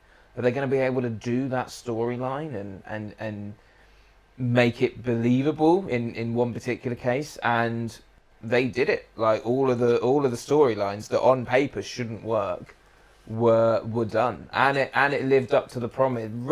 Often with shows, you get this big cliffhanger at the season before, and it's so big a cliffhanger that the show can't make the show can't write the check that the cliffhanger. The show can't cash the check that the cliffhanger writes. Yes. Whereas this show did explore the cliffhanger and did truly deal with the ramifications of that. So we'll move on to best drama, but it's Mrs. Maisel. It's Mrs. Best dramedy. Best dramedy, Mrs. Maisel. And if you're not watching Mrs. Maisel, you absolutely should be. And for those in the comments, I just want to quickly. What was it? There was something I saw. Rick and Morty was. There wasn't a Rick and Morty season. I think this technically calendar year for us was there. So our Statics calendar year runs June to June. The last series of Rick and Morty aired in September 2021. So yes. Oh, it was that. Rick and Morty. But we could always add it to that episode. Yeah, and I'll be honest with you, it wasn't its strongest season. It was good, but there were some good episodes, but it was a bit inconsistent. That's fine. We can talk about that more in the animated episode if it falls into that category. And I think Kramer's agreed that with the Nate plot in Ted Lasso, it would have worked better with season 1 foreshadowing. Mm-hmm. Yeah, that's fair. So, for best drama, what are the previous winners, Chris? Have you already done it? I've not done it. The previous winners, Dan. Game of Thrones, Breaking Bad, Orange is the New Black, The Affair, Game of Thrones, This Is Us, Westworld, This Is Us, The Crown. Dan has picked This Is Us. Chris has picked This Is Us. Of course. Now, I have a question for you, Chris. If we're saying that because they won the consistent award on This Is Us 3 years in a row, we're going to name it the This Is Us award for consistency, which is a lovely thing because it's an award for consistency that they have consistently won. Yep. I enjoy that poetry. We're not doing that here, right? Because it has technically won this 3 times, just not in a row. But not in a row. Consistency, it won it just for the amusement of it being consistently the most consistent show. Yeah. Look, I'll be honest with you. I have some issues with this series of This Is Us. A bit like Ted Lasso.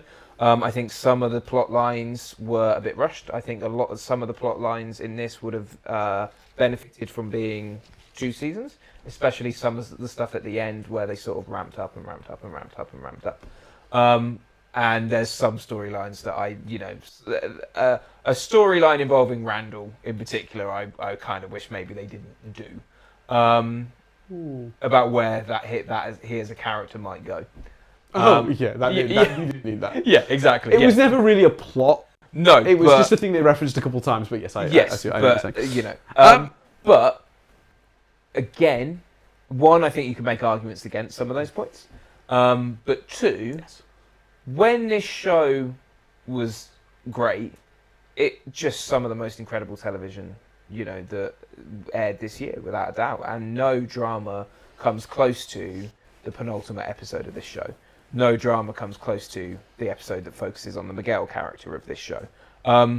Whilst I've got some nitpicks, this show landed so many things that would have been a struggle to land. So many things. I think they landed things that some fans didn't. That's the other problem with this show in this year. I was so excited about this show. I was on the Reddit community a lot. And often when you've got a show that popular that's been going 6 years, the Reddit community is going, it's not as good as it used to be, and it's hard not for some of that stuff to embed in.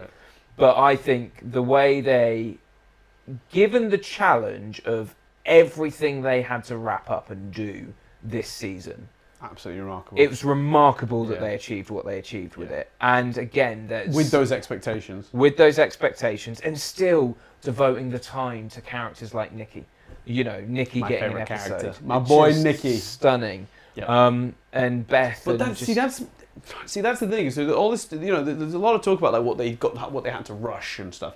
But when I think back to what they rushed this season, it was plots that didn't really, for me at least, need to have more context. Mm-hmm. I didn't mind there was a particular relationship that formed across the season.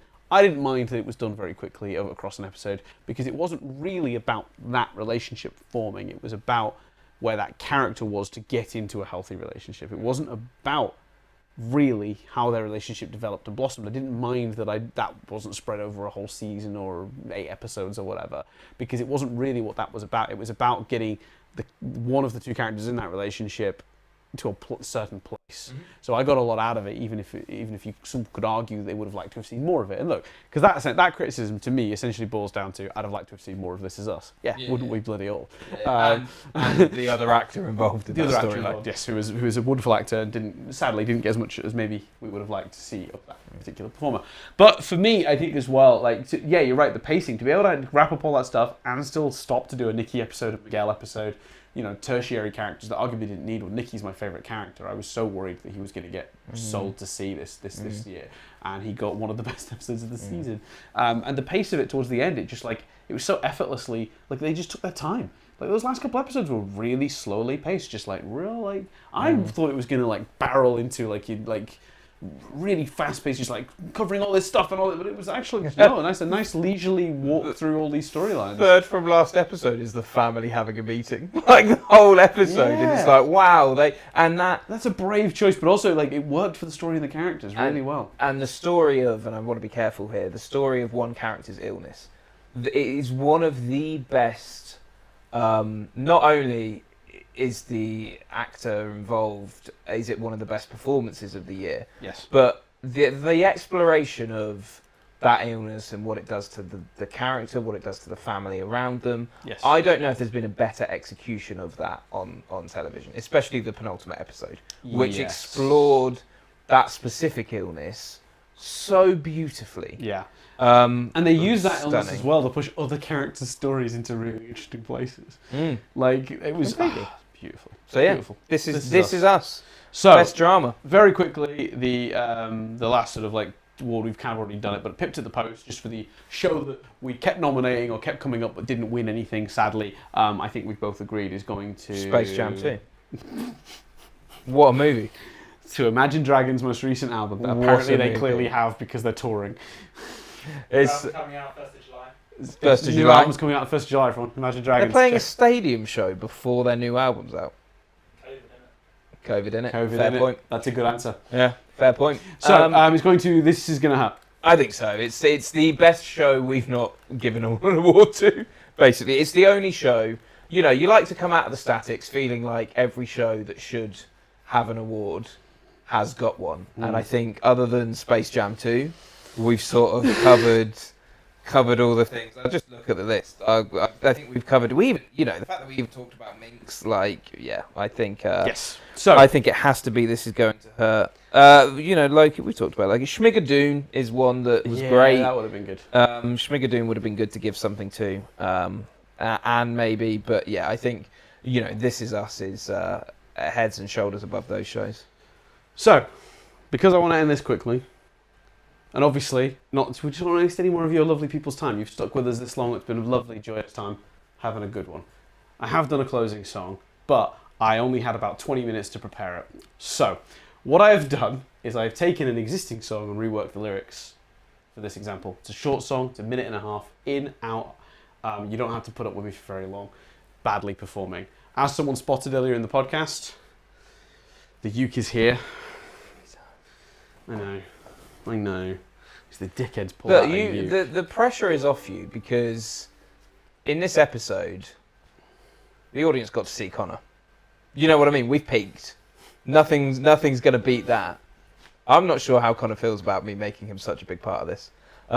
Which I'm sure find out the answer to that with whether we do this again next year.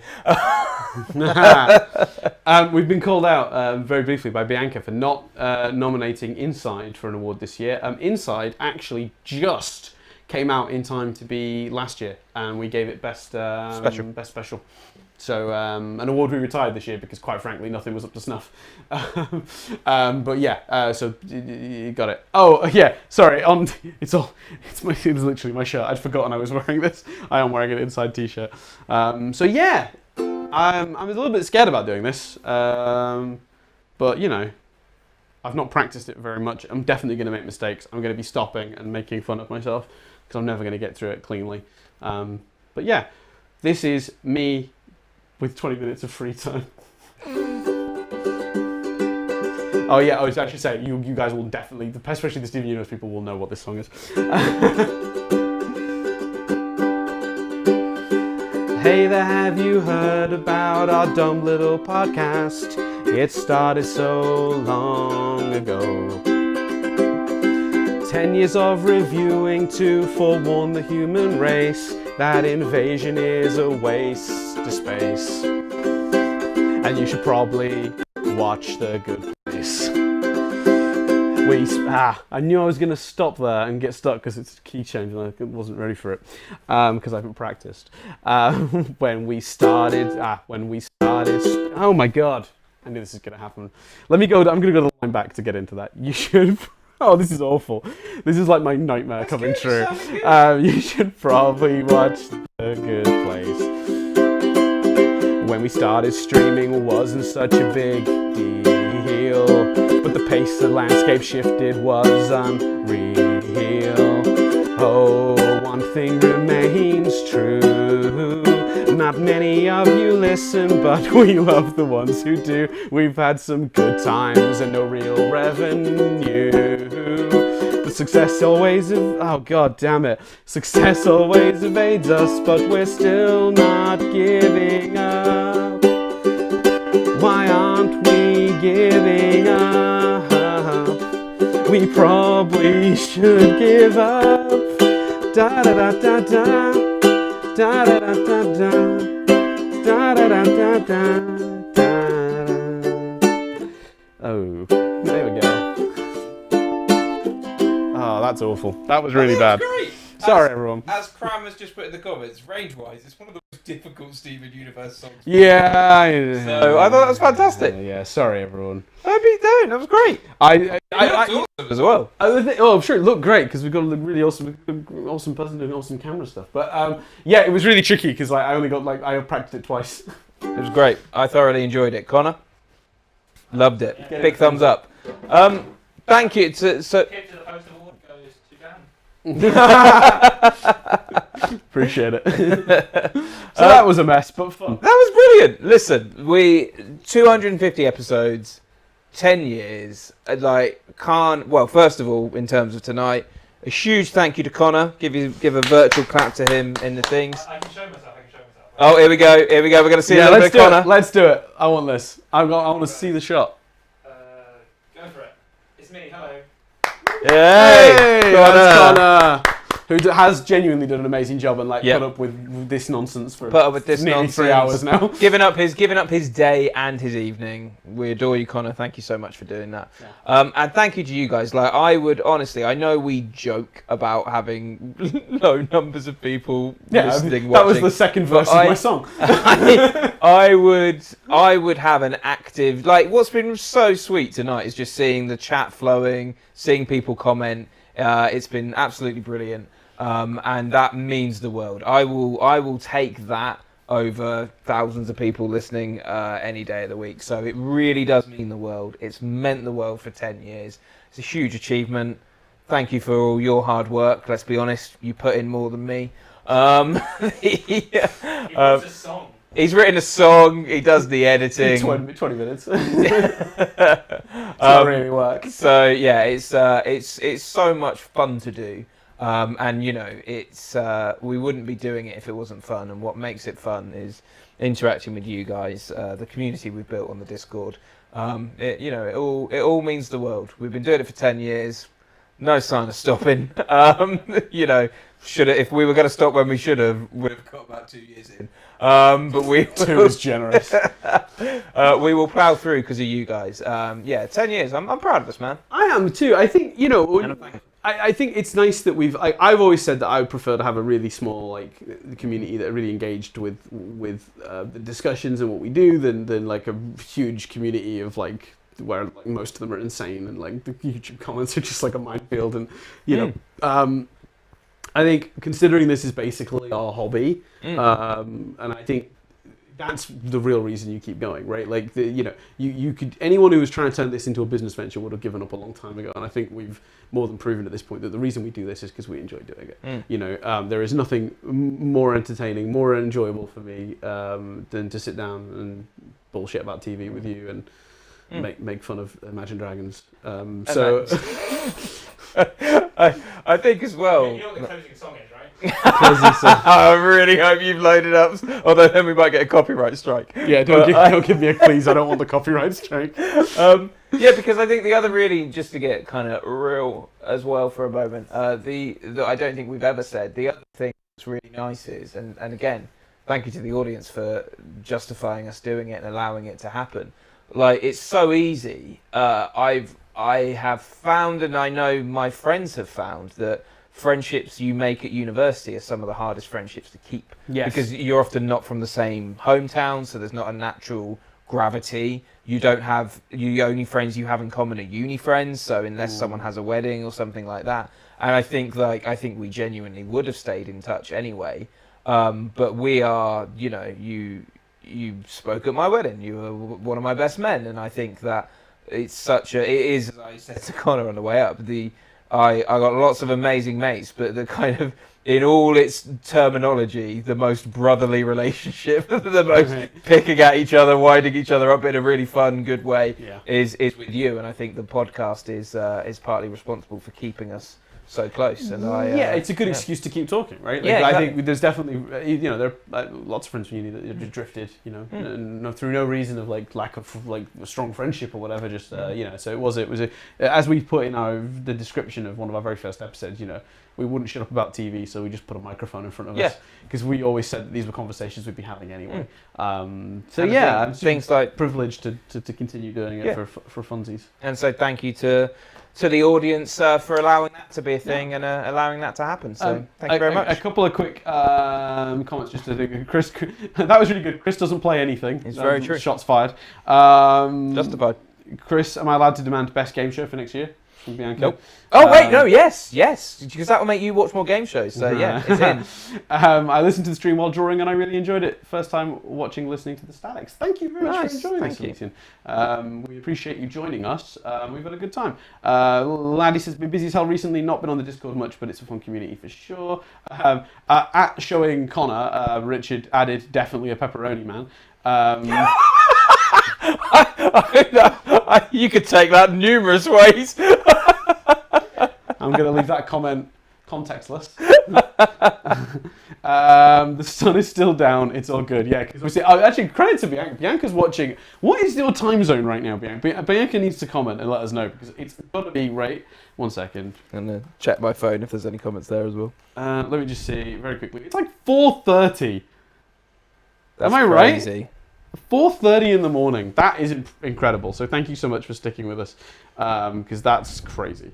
But yeah, thanks everyone for listening. Thank you very much. We'll be back. We'll probably take a small break because this has been a lot. A couple of weeks off, and then we'll come back to review animated shows and do a few other bits and bobs. Yeah, Obi-Wan, Time Traveler's Wife, maybe. There's a bunch of shows. Yeah, and then there's the animated stuff that we talked Yeah. about, and then obviously we got the Derry Girls and Ozark. Yes, and we will. It's to be confirmed, but we're going to do an after-party thing at some point as well. So there you go. So thanks everyone so much for listening. Yeah, I guess we just do our usual thing of I've been Dan Doolan. Wrap it up to that camera. Wrap it up to that camera. Sorry, apologies. I'm not a very good professional. I've been Dan Doolan. I've been Chris And Billingham. that's been everything for this week on Nothing But Static.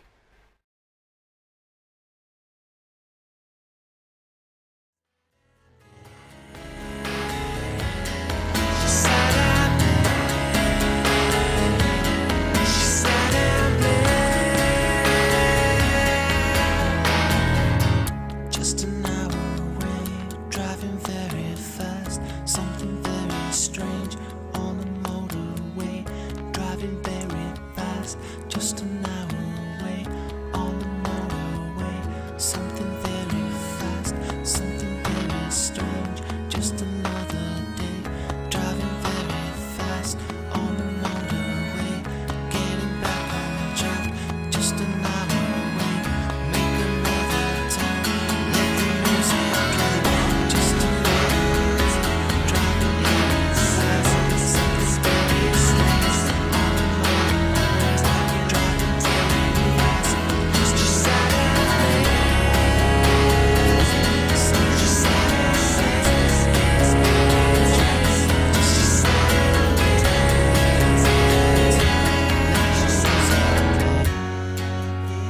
It's making any sense. The spirits racing. Time take me home.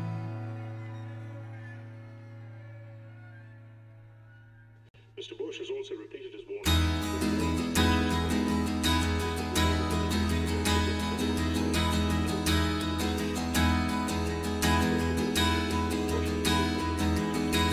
Let's get it straight.